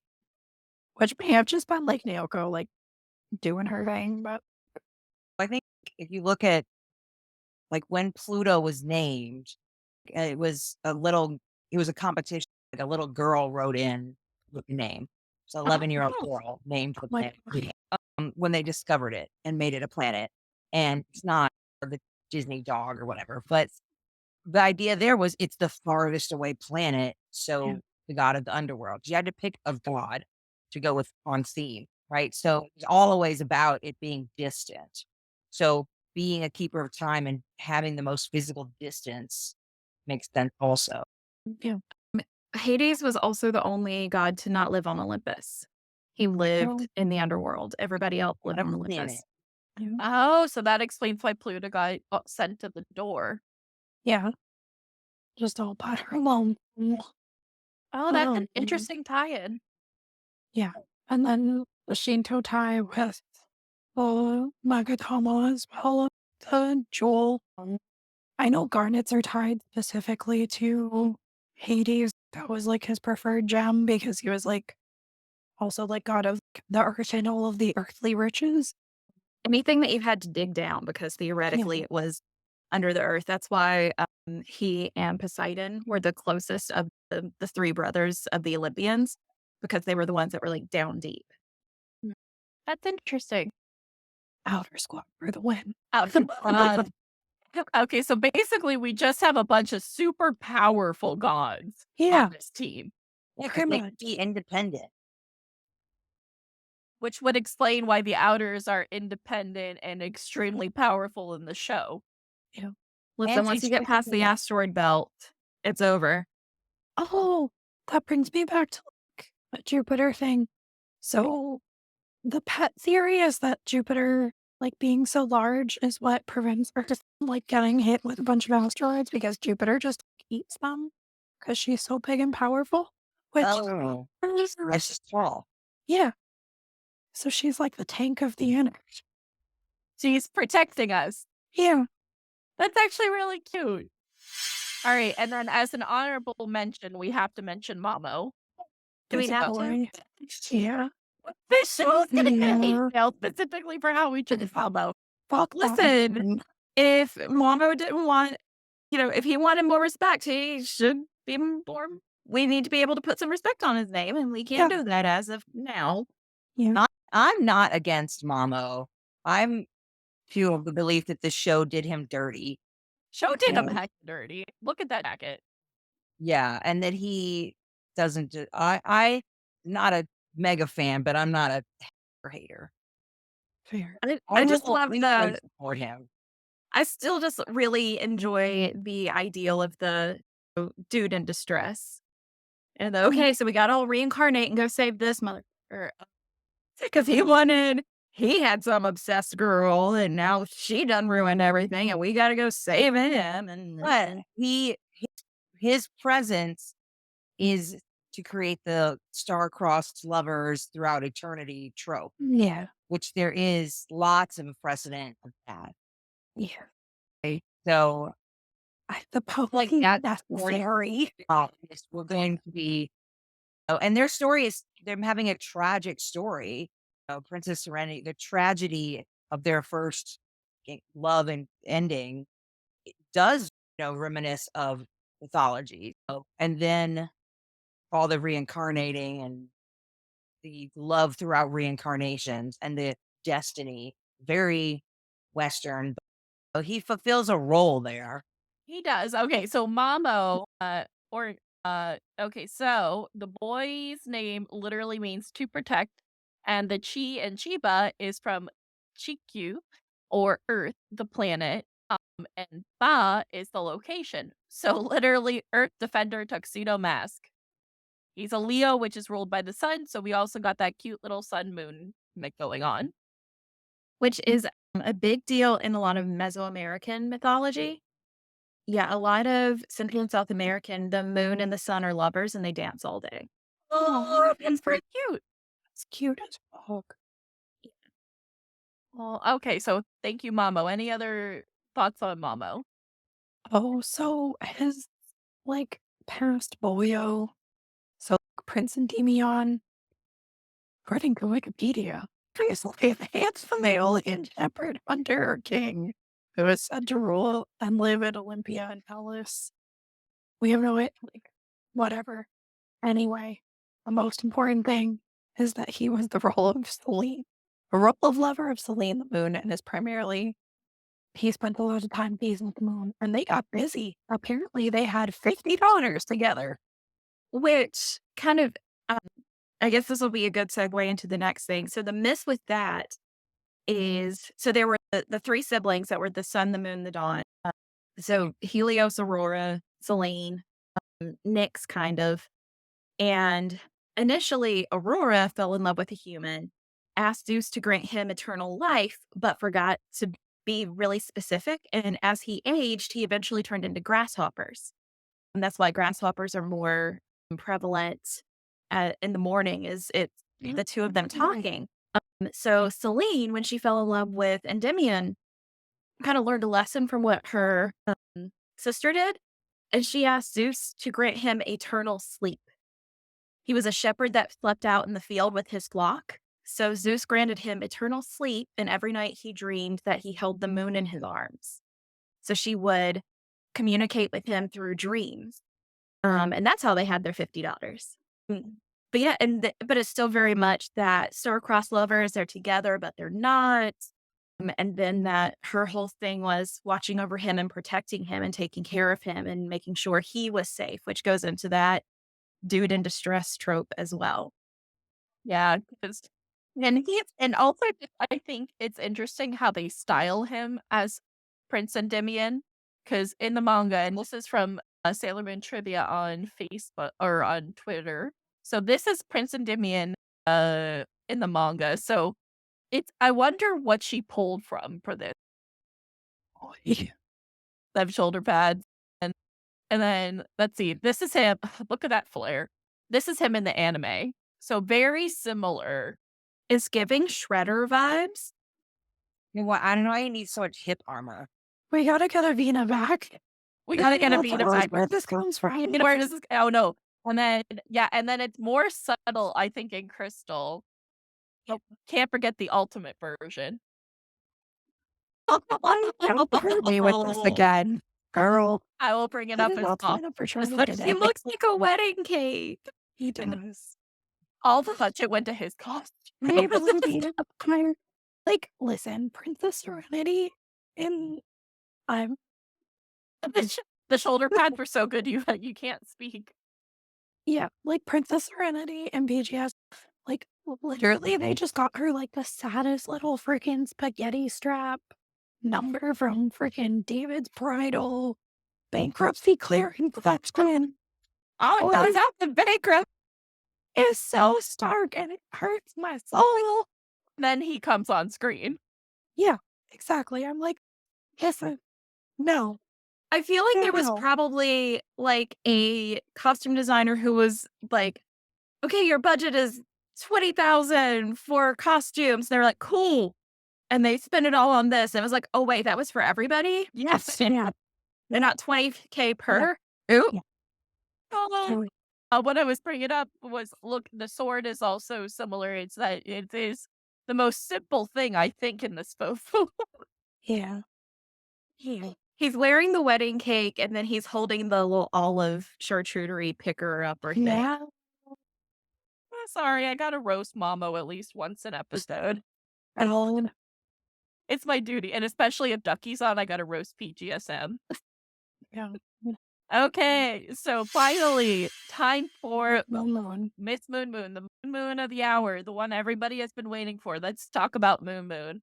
So the notes that I got is Nooko drew both on Western myth and meaning, and Asian for myth and meaning for most of the girlies. Usagi's name is a pun on Rabbit in the Moon legend, but Usagi also has big other inspiration. So there's basically there's one myth of we have the man in the moon, but like most Asian cultures see Bun Bun in the moon. So Usagi Tsukino is literally rabbit of the moon. It's like, yeah, her parents went there. Who's the moon princess? Gee, I don't fucking know. Wait, Like, yeah, because what's her first name? So her first name is Usagi, which is bunny, and then yes, Tsukino. is moon. Like her name is literally spelled Moon Fungi. Yeah. Like, no, she's not the moon princess. Like, Queen Serenity had to have Yeah. given them all a dumb chip. I'm sorry. There was a little bit of a hard landing. Yeah. I think it's cute how they went with the man and the rabbit in the moon. And I'm wondering if the buns are supposed to be like the mochi. Yeah. So, 'Cause the rabbit in the moon is pounding mochi. yeah. And I would think of mochi as like the little dango are the mochi filled with like red bean. Yeah, because Yeah. Mama calls her a dongle. Yeah, and they look like the little buns, which would be the mochi balls. Yeah. So I mean, it can translate to different things, but I think of it as like the filled mochis that the rabbit in the moon would be making. Yeah. So and explains the hair if they're mochi balls. Wasn't it also that it was a style that Naoko used to wear in college to tie up her hair? That's like a random fact that I can't even back up, but I swear I read one day. Yeah. One of the like Asian myths that Usagi gets her thing from is Chomo, which is originally from like Chinese mythology, but basically like she has her fancy archer husband because the earth used to have 10 suns and then he shot down 9 of the suns so that we wouldn't be scorched and dead. And then she like either like she obtains sun elixir of eternal life somehow and Is then this either like gets like Princess robbed. Ka- Huh? Is this Princess Kaguya, the bamboo cutter? No, different That myth. has the eternal life elixir in it. Also, It's yes. also about the moon. So she either gets like robbed while he is out hunting, or she just takes the elixir herself, and then she's like stuck on the moon with the bun buns, pounding like in Chinese myth, they're just like making the elixir of eternal life essentially. So there's like this like Zulu, and then the other one is Hime and Hikoboshi, which is the cowherd and the weaver girl. So Tanabata is based off of this festival where like Orihime was like, "Oh my god, I'm such a good weaver, but I want to meet boys." And her dad was like, "Okay, cool. There's like this kid, Hikaboshi. He herds oxen. Go smooch or some shit." But then they both were like too in love with each other to do their damn jobs. So daddy was like, "Okay, no more. You can only see each other like once a year." And Orihime's tears from the Milky Way. So they're only allowed to meet on Tabako, so 7-7. If it's raining, his Orihime's tears because they can't meet because she got to get magpies to come and make her little bridge to go see Hamayans. So that was like the other one that you can tie to Tuxedo Mask and Sailor Moon. I'm trying to think. Kaguya Hime, like a little bit more, but that's more like Luna's small thing. Which is interesting because she's not even originally from the moon. Yeah, she's from the planet Mao. She's on the planet Cat. Yes. Welcome to the show. So wait, so for context, my exposure to Sailor Moon was the only thing that came on while I was waiting for my bus in the late 90s. So I really just know the OG Toei shows that were the English stuff. Yeah. So there's a lot of this deep lore that I'm like just finding out. Oh, yeah, It's we're here manga just to special. ruin that. Oh, sorry, Ducky. This is a manga special. But yeah, like literally fucking Sailor Tin Yonko shows up, sees Luna and Artemis, and is like, "You fuckers, you've abandoned the planet now for these stupid moon bitches. How dare you? I'm fucking killing y'all. Get wrecked." I couldn't find like the details of it, but there is like a legacy of freaking talking cats in anime and in Shinto that like it's cats specifically, which is like why Meowth talks is the only Pokemon that talks is because cats can talk. Yeah. This is like a thing. The Haneki Neko, like the lucky ones. The origin story for that is that some dude was like traveling, and then this cat was like, "My dude, there's gonna be a lightning storm. You better come inside real fast." And he was like, "Okay, talking cat," and sure as she did, lightning strikes. His life was saved by talking tricolored cat. Go figure. So like the beckoning, like when you see them in shop windows, it's like, come here, it's lucky. And then Memphis, is there any Greek or Roman tie-in to Usagi? The Selene and Endymion story is like the strongest. There's also a lot of we when you get it, there's some similarities with Eros and Psyche. Eros being Aphrodite's son, what we call Cupid. He fell in love with the Earth princess, and they were allowed to be together as long as she never saw him. So he would only visit her at night. She got really curious. Her sisters got in her ear and was like, "How do you know he's not a monster?" And so she lit a candle to look at him one night and was just so enraptured with his beauty that the candle wax dripped and burned him and woke him up. So he's like, "Fuck, now we're cursed." So she had to go to Olympus and ask the gods for redemption. And Aphrodite was like, "I ain't having this. I got to find a way to fuck with this girl." So she sent her on these 3 tasks that no human should be able to complete. The first 2, Eros kind of helped her from the sidelines. The last one was she was sent to the underworld to ask Persephone for beauty, which to Persephone, the queen of the dead, the most beautiful thing was death. So she basically gave Psyche a box of death. And Psyche was like, "Listen, I look real rugged. I'm about to see Eros. I need some beauty." So she opened the box and it killed her. But Eros was allowed to go to the underworld and retrieve her soul and give her ambrosia, make her immortal. And she basically spent her immortality as his assistant. And that so much in Greek mythology with the star-crossed lovers, one of them dies and the other has to go save them. Eros and Psyche are really the only happy ending with that. If you get like Orpheus and Eurydice, it never ends well. There's a lot of like, "We're in love. Oops, one of us died. I can save you. Oops, I fucked it up." So yeah, the Selene and Endymion is the strongest one that you see as far as literal moon and Endymion in this case. But you do see a lot of the, "We're together. Oops, we screwed up. We got to fix this." You know what it actually reminds me of?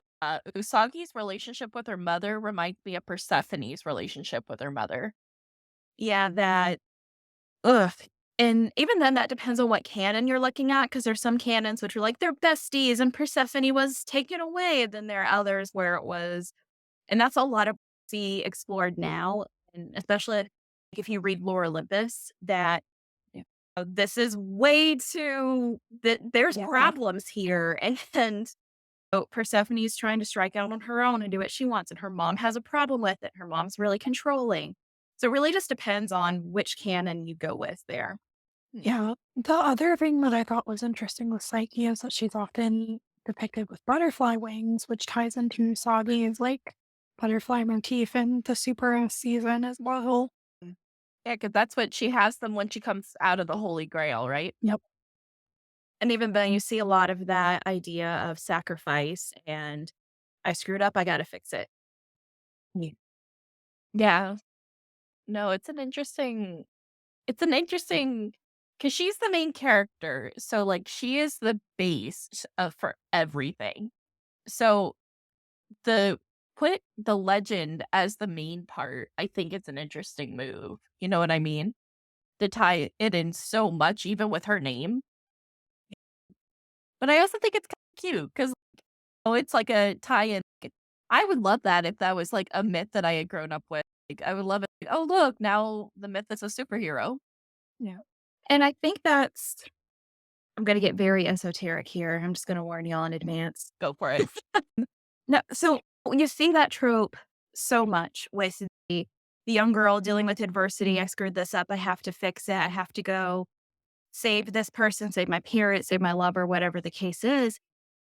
Though that idea, that story, folks women have to go through so much and we have to sacrifice so much. And that kind of thing is so kind of part and parcel. And if it's been around for thousands and thousands of years, where we have it all the way back in Greco-Roman mythology, and we still have those stories now that are resonating just as much, whether it's through anime or superheroes or whatever the case it is, it's still looking for that connection of I know I have these trials and tribulations ahead of me, regardless of what they're rooted in, whether it's rooted in trying to save or help someone that I love, or just figuring out who I am and recognizing my own power.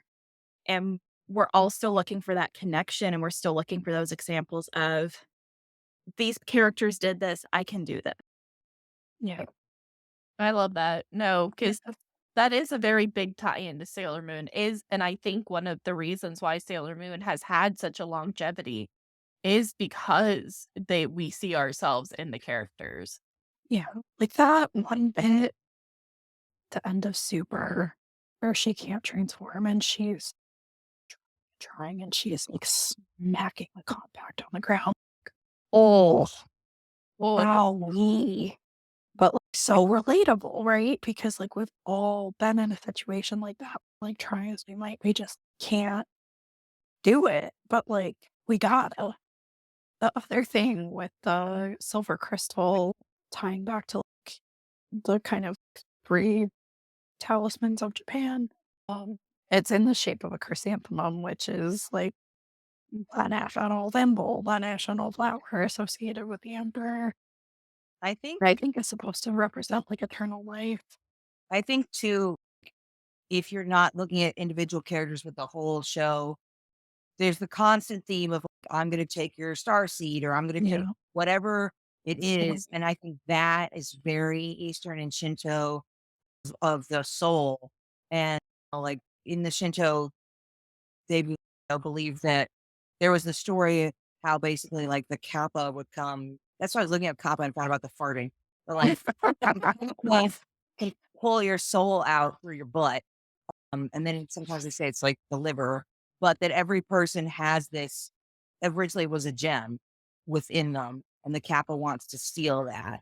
And so that is that essence of Sailor Moon of why are we all full of sparkling jewels or whatever. Yeah. The thing that they took was the Shikodama, a mythical ball said to contain the soul, which is located in the anus. Of course. If you watch Stars on My, you realize. But that's the other thing we forgot, because we have to go back. We're like, why would we talk about farting? I'm a huge horror nerd. The bathroom ghost, phenomenal. Oh my God. The bathroom ghost. Yes. And I think too, that's like, I don't know. I still think about like why the whole thing with the villains targeting people, because you have to sit through so many seasons of watching the exact person be targeted. Like, it's not their star seed, but that is like hugely important, and like what makes someone have this pure star seed, and then now you can connect it. So her crystal is like the crystal of Japan, of the nation of the gods, and that's what they are actually after. And there's another myth that I cannot find that is about how a crystal being broken and shattered and fragments going everywhere, which is at the beginning of Sailor Moon, right? When the crystal. Did you mean any? This people comment because I thought it was. I can't find the original story, except to say it's the same thing in Inuyasha with the Shikon no Tama. So that whole arc is from a story. It's from a whole story. But I cannot. Okay, I can't find it. Ducky, I'm glad you thought the same thing as I did, because I was just sitting here like, please don't say Shikon Jewel. Hey, don't say Shikon Jewel. Well, but it is the same thing. No. Chibs. Oh, yeah, I forgot. Sorry. Let the girls. Oh, can't forget the Chibi. Okay, so Chibi Moon. Ashley will shoot me. Yeah, I don't want to actually mad at either of us, so please let's go over Chibi Moon. So she's just like baby version of her mom, but I feel like she got like more Cupid vein of attack at the very least, because everything is like lovey-dovey, this, that, the third. I have to Which bring up a kind clip of- in front because you said that. Keep going. And also her little buns are like literally little rabbit ears, which I love. I love they give me great suffering. But they're so cute. They are. But remember when this was the thing? Yes. My favorite is the Lamar Fails. Yeah. Favorite episode. Her miniature mother pose. Yes. Baby girl. We're not going to get into the sinking part. There was like one bit where like Tuxedo has her like over his freaking shoulder and they're like, run away. And she's like, no, I'm like, get him. I'm like, get them out. I just will never, that scene will live rent free in my head where she's just like, Right. get her heart attack and like nothing. Absolutely nothing. The Proplica actually has like a mode for the failed attack. Oh, Right. Why? I love that. That's so cute. But yes, so what other myths does she fit into with different cultures? that's it. She's just a mom clone. I absolutely agree. Chibi is mom clone. I always associated Dark Lady with Nyx a little bit. You know, because I really I was going through all those notes this morning and just like drawing out my little, this is so and so, and this is this person. I have a spreadsheet.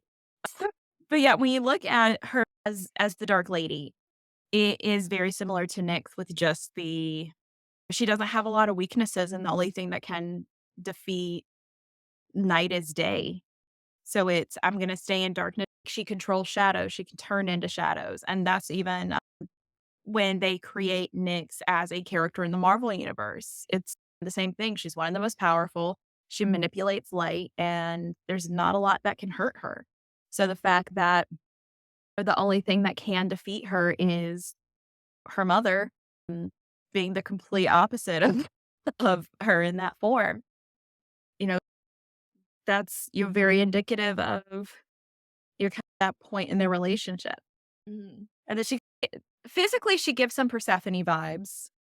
And you again gonna have that, is mommy a little too controlling? I'm gonna go do this other thing that's the polar opposite. Yeah. And she does get into trouble. Well, I think you could. She doesn't give a lie. She doesn't have a name that based off something. But if you start looking at her and Helios, Yeah. then you could match something there because isn't he supposed to be the sun? Yeah. Yes. Pony boy. But then it's a sun, another sun moon. Yeah. So wait. So how would you? So what would her role? I don't know his story. I don't know anything about that. No one knows. I just know she like ships with him. So I'm like, and then why is he a unicorn? Was that a thing? You talk about unicorns and news. Yeah. Then I don't. this caretaker was a one-horned goat, so that became a Yeah. unicorn. See, well, I think he's probably a unicorn because it's cute and little girls like that. But Yes. So mythology-wise, there were the primordial siblings that are Helios the sun, Aurora, Selene, Nyx or Nox. And I feel like there's a couple others that just are escaping me right now, but they're basically just the different times of day. Because I think myth-wise, Nyx has children with one of Ares' children. I think Deimos. She had a lot of kids. Yeah. But they were essentially like just demons and creatures associated with the night. Because of course they would be. And I'm not super well versed on the Chibi Moon Helios stories. Oh, long story short, he's a magical unicorn who goes into her dreams and gives her a actually pretty cool looking globe, and she can talk to him through it. Like, let me see if I can find a clip of it. Let's see. They didn't broadcast those in my corner of the trailer park when I was growing up, so I missed out on a particular story. The Super S season. It's a trip. I feel like it gets her off of being into her dad. So she got that. yeah, we got that. That is good. No, We don't need daddy issues. We need A reasonable threat. But yeah, so Helios is the guardian of Elysium, technically, in the Sailor Moon canon. So he's protecting Earth's crystal, essentially, which is his little unicorn horn. And what's her face? Nehelenia is after him and after his horn because she wants to take it so that she can take the moon back from Usagi at home. So she's trying to find Crystal by stealing people's beautiful dreams. So Chibiusa gets her power up and so does Sailor Moon from him for this season. Okay, I found it. And So this is what's her reaction? So that's the magic globe, and there he there's is. the boy. That's Helios. Like she's like, The ooh, boy. Daddy issues dissipate. Yeah. what? He's tied up by Queen Nehelenia. That was his tied up form, and then that's his My Little Pony form. Sorry. My Little Ponyta. Yes. And then that's when she gets turned into an adult. That's a whole episode. That's a whole episode in itself of this show. I know. So this is like a compilation. This is from Sanri and Sun on YouTube. But like, she is so hardcore in love with Helios. Oh, yeah. But they're like, This gives horse girl a whole other meaning. Yeah, sure do. yeah, she's in love with a horse. There's Does she something wear about that it. pretty princess dress? Yeah. No, she has this whole scene where she and him, like, it's like, what's that movie? David Bowie. Labyrinth? Right?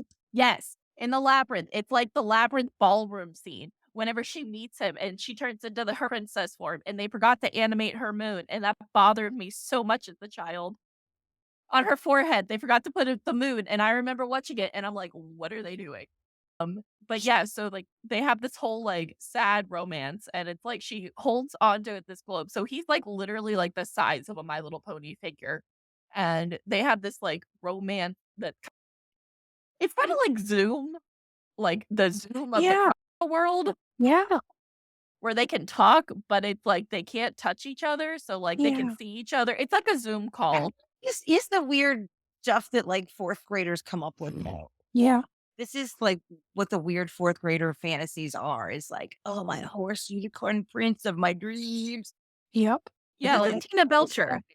No, they're like, Yes. my little pony king will come for me. remember Memphis Kids here in the manga. Fun fact: Chibiusa is over 900 years old. Yep. I knew that she was very old, but in a child body. That part I did know. Aging because bullying is bad, kids. Is there any myths that could tie into that? Not that I'm aware of. The Just wondering. Greco-Romans like to just make everybody adults so they could go get it on with whatever. See, There look were at that. not. Sorry. Didn't mean to soapbox. Continue. No, there were not.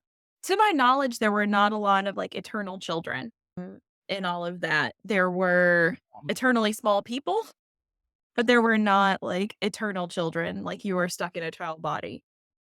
Because the Greco-Romans liked their deities and their story characters to be able to get it on, but even they had some standards at times. Thank God. Not in a lot of areas. What kind of plays into the Persephone myth, though, because like she's Yeah. gory for ever until she meets Hades, and then she becomes Persephone. Then kind of comes into her full power. Oh yeah, so most of the castles are named after moons. I think Tuna's is Triton Castle. Here, while you pull it up, let me read the comment. So Sailor Denzel comes in with a great question about mythology. In the manga, each Sailor Scout has her own planetary castle. However, they are a big mystery in the Sailor Moon universe because honestly, we barely ever see them. You're so right. He continues, or they continue, do you ladies have any theories or headcanons about the castles? Oh, yes, please continue, Jackie. Mariner Castle is Mercury's, which is theorized to come from the space probe that was sent to explore the planet Mercury in the 70s. The other Mariner probes also visited Venus and Mars. Phobos and Deimos Castle is Palace of Mars, so named after the moons and the crows. Io Castle is the palace of Princess Jupiter, which is the lover of Zeus that he took the form of a cow for. That was how we got Oh. the Minotaur. Yeah. No, that's a different story. That was another princess. That was the Minotaur story. Titan Castle is the palace of Princess Saturn, probably because they're Titans. Miranda is the castle of Princess Uranus. It's named after Uranus' smallest moon. It's named after a character in Shakespeare's The Tempest, which kind of ties into the lovey-dovey with Triton is one of the moons for Jupiter. yeah. Oh, okay. Triton Castle is the palace of Princess Neptune, which is one of the sons of What was the name? Sorry. Triton. Triton. Triton, I think, was the That's the Ariel's Titan dad. of the sea. Okay. Or was he one of the sun? Let me Google that real quick. And then Charon Castle is the castle Princess Pluto, and Charon is the ferryman of the underworld. It's Pluto's largest moon. Yeah, Triton is the son of Poseidon and Amphitrite. Aphrodite. Yeah. Go me. That's awesome. He's my noodle. And also, Every time I hear Triton, I start singing the Mouse House song. So it's to realign myself. Well, but also just look how interesting these castles are. I know, they're so fun. I'm sad we don't get to see more of them. Same. Why do you think they were even given castles, though? Do you think that it was just literally they had to have a place, or do you think that there was like an actual reason for their castles? I think somebody somewhere wanted to build play sets to build to small children. Do you know how much money that I know at least Ducky and I would pay for little miniatures of our princess's castle? Listen, I'm looking at a hot at least like $3,000 worth of replicas over yonder, and that ain't even all my Sailor Moon shit. So, buku buck is the answer. Oh my god, imagine like a Polly Pocket where you open it up and it's the castle. Like, Bruh. Listen, somebody with a 3D printer, we got to get on this right stat now. yes. But I theorize, okay, no, I have to harp on Queen Serenity. She snored really loud and nobody could leave in the castle. I theorize that Queen Serenity wanted to keep an eye, especially on the outers. So she came up with castles for each of the different scouts so that she could spy on them and make sure that they were falling in line. So they were like her air full of cameras. Yes. Escandalo. Goodness. Oh, no, you see the finale for my rant on Queen Serenity. I think she's evil. Yeah, so I think that she built these and it's like, oh, look how nice I am. I gave you a palace that I control. And it's like, because we never get any of the others. Like, we never see the Senchi's parents.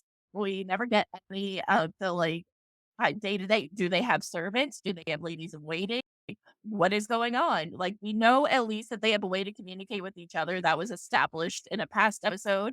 But, like, genuinely, like, what are the castles like? Yeah, like I always assumed that it was like senators and that there was like a populace on each of the planets. And you would go home to your like little palace when you were done with moon duties. Unless you were in the outers, in which case, fuck off and don't talk to anybody ever. Simply monitor for threat. Because, like, Ace, like, we know that Venus at least has, like, a standing army because of Ace. So, like, I'm assuming that this is the case across the board, is that there's, like, Martians, like, there's other people. I forgot.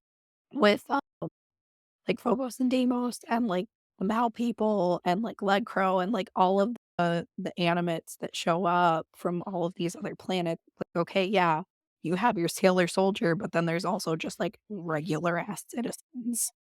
So, like, I'm assuming that, like, it's the United Planets of Moon.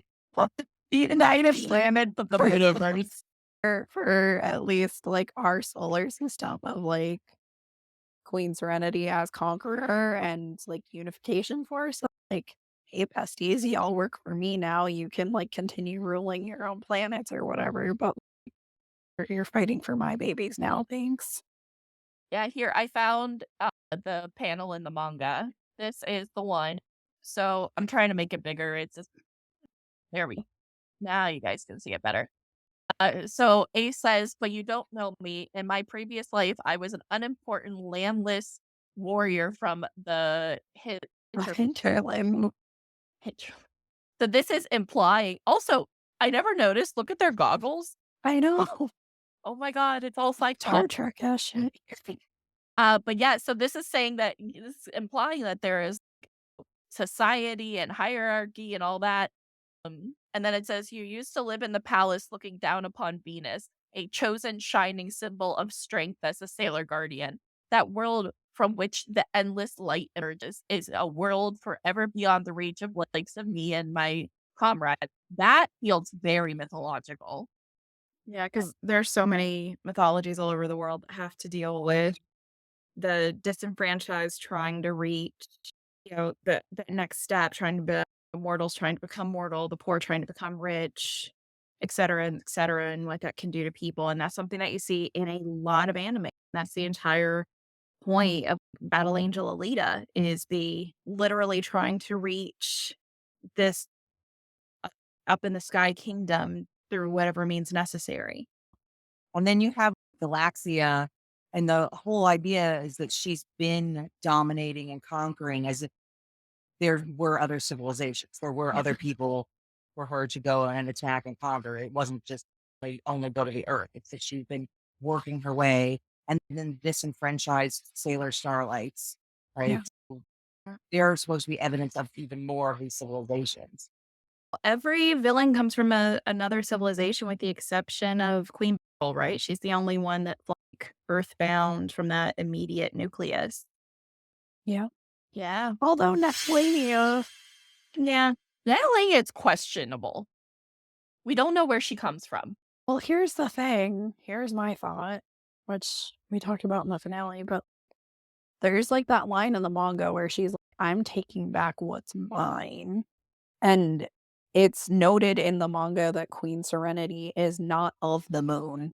Mhm. Like she's not Oh. from there originally. Mhm. So Yeah, and Memphis, if you haven't seen the new movie, woo, they do her do they like. make her so scary and I love it.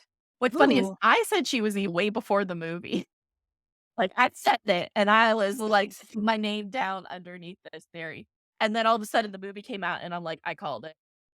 Well, is she I'm trying to work my way back through it. My daughter's old enough where she can start watching it. So we've watched all of Crystal, and now we're watching the OG Toei. So she's getting older as we're going through this and watching this together. So we'll get there eventually. Nehelenia had her own kingdom at some point? I think she ruled like the dark side of the moon or That's what I'm something. wondering. And that it doesn't, I don't think it says she forms.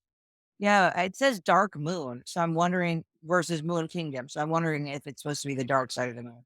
Yeah. No kind of thing. But That would make sense. Yeah. and then she wants the not dark side because it's better. Yeah. Looking for the video, so please continue. Where's my brain? Where else does people come from? The Crow planet, because They all No, like villains. Like, oh, have our solar system. a lot of times it's within their own ranks. yeah, because Beryl was Earthbound. The artwork is the Black Moon Clan. But where the hell did they come from? Okay, now I'll take it back to this. So Nehelenia, what is the origins of that word in mythology? Oh, yeah. Because I'm looking at the Wikipedia, it says perhaps Germanic or Celtic, but that they were altars to her in the Netherlands. That is a goddess. That is the name of a goddess, but I don't know anything about her. Oh, and Sailor Where? Moon. Oh, sorry, go for it. I say I don't know much about Celtic and Norse mythology. It says she's depicted with marine symbols and a large dog, and she was probably ruled over trading, shipping, and maybe horticulture and fertility. She's Oh. normally a young woman. Black Moon Clan is from like a made up kind of planet called Nemesis. Oh, I think it's interesting that Nehelenia is the name of a goddess somewhere that it's I Yeah. have no idea. But it's like there's clearly no connection. So it's like, did she just want female Cool name. goddess? And she's just like, I'm gonna pick one that's not Greco-Roman just because she's a villain. Like it's a whole other thing. What are the villain names? Galaxia is just I think it's just because it sounds like galaxy. I don't Yeah. know the connection. But Nehelenia is a cool name though. Oh, it is. Bringing that back. Baby names 2024. Oh, I can't find the moment. This sucks. Oh, I was hoping to show everybody because it's such an interesting moment where let me just find at least a I picture. think Denzel said something else that death busters come from the Tau Nebula. That's Yeah. right. So it's different nebulas that we deal with also. Yeah. Okay, so you know Memphis, what Queen Serenity 90s, right? Happy go lucky, like super sweet looking. And at first in Crystal, she also looks like that. She looks like this. Like has pupils. So like I know I'm so bad. But like she looks pretty nice. Okay. And this is gonna be our last point, and then we're gonna wrap up, okay? It's like that. And then this is her in Eternal. If it wants to load. It's because I said it. That's Eternal. That's not creepy at all. She is evil. I take offense to this because I Serenity and Usagi at a con with my kid whenever she can people that much. Don't worry. Mm. She's not mine. Just don't worry. I'm the only one who feels like this. I feel like, but I swear she's evil. I'm waiting for the fifth movie because if she comes out of hell with me, I'm gonna be like, Oh my gosh. because she's evil. Like she acts evil in the movie. She is not this nice lady. She is evil. Look at this. Somebody double down on the mommy issues with this arc, I feel. Yeah. Like she hurts Queen Nehelenia. Like she is like look at what she does. She her. That woman's evil. I'm telling you. That's what we're gonna find out in the fifth movie. She makes her old and crusty too, which is like her biggest fear. I'm looking, there's a whole bunch of other people's theories about her evilness I'm looking at. She's evil. All right. Any last points before we wrap up for the night? Because we have gone way over time. No, Yeah, I have gone through everything in my spreadsheet. Okay, and Loki has to come in to defend Queen at least a little bit. And Loki says she's determined to protect. That's her mama bear coming out. I appreciate that. My tagline Yeah. is the Mama Bear Burlesque. So thank you. That makes me feel better. All right, and this brings us to the end of our show. Thank you for joining us for episode 8 of season 2, Legends Reflecting in the Moonlight, Mythology in the Sailor Scouts. We'd like to thank our guest. First up is going to be FancyDuckie. hello. Sorry for sounding like that. I hope you but you can catch me at Fancy Ducky on all of the things. I rarely post on TikTok, but I do have one. It's mostly my dog. Oh, sometimes there's got video. Oh my God, I couldn't find your graphic. I apologize. All right. All right, and then next up is Zlecky. I am Zlecky, and I am a South Florida cosplayer, so I specialize in 90s magical girl and old stuff. You can find me only on Instagram. Yeah, it's me, Tiny Snow Fairy Sugar. So if you went beyond Sailor Moon in the deep dive of Nurse Angel Ririka SOS, I'm the fandom person for you. Thanks for being here. And then last up is Memphis. Go ahead, Memphis. Thank you guys so much for having me. It was a blast. Had a really good time rambling about all this mythology I learned in 5th grade that has stuck in my brain for some reason. You can follow me on Instagram at Memphis Muerte. I don't post a huge amount, but when I do, it's either stripper stuff or cosplay stuff. So it's entertaining at least. It's a win-win. Yeah. And sometimes it's cosplay burlesque too, which is fun. That's always a win. All right, awesome. Okay, as always, our fellow Moonies, thank you guys for joining us for Mooney Mayhem on Saturday night. You can find Eternal Mooncast everywhere at Eternal Mooncast. All right, and you can also find us through our link tree. I'm putting the graphic up now if you would like to find us. Don't forget to join us next Saturday as we go on another Mooney adventure, 7 to 10 p.m. Eastern. As always, I have been your host, Michi. You can find me at MEW21_cosplay on Instagram and MEW21 on most other things. For Eternal Moon, we appreciate any likes, comments, follows, or however you want to support the show in your own way. As a quick reminder, these are just our personal opinions, and we celebrate and respect all Mooney opinions here. We are working hard on the show to be a place where Moonies can come together and discuss their favorite theories and love and passion for Sailor Moon. Remember, as Sailor Venus said, believe in yourself and nothing can stop you. Good night.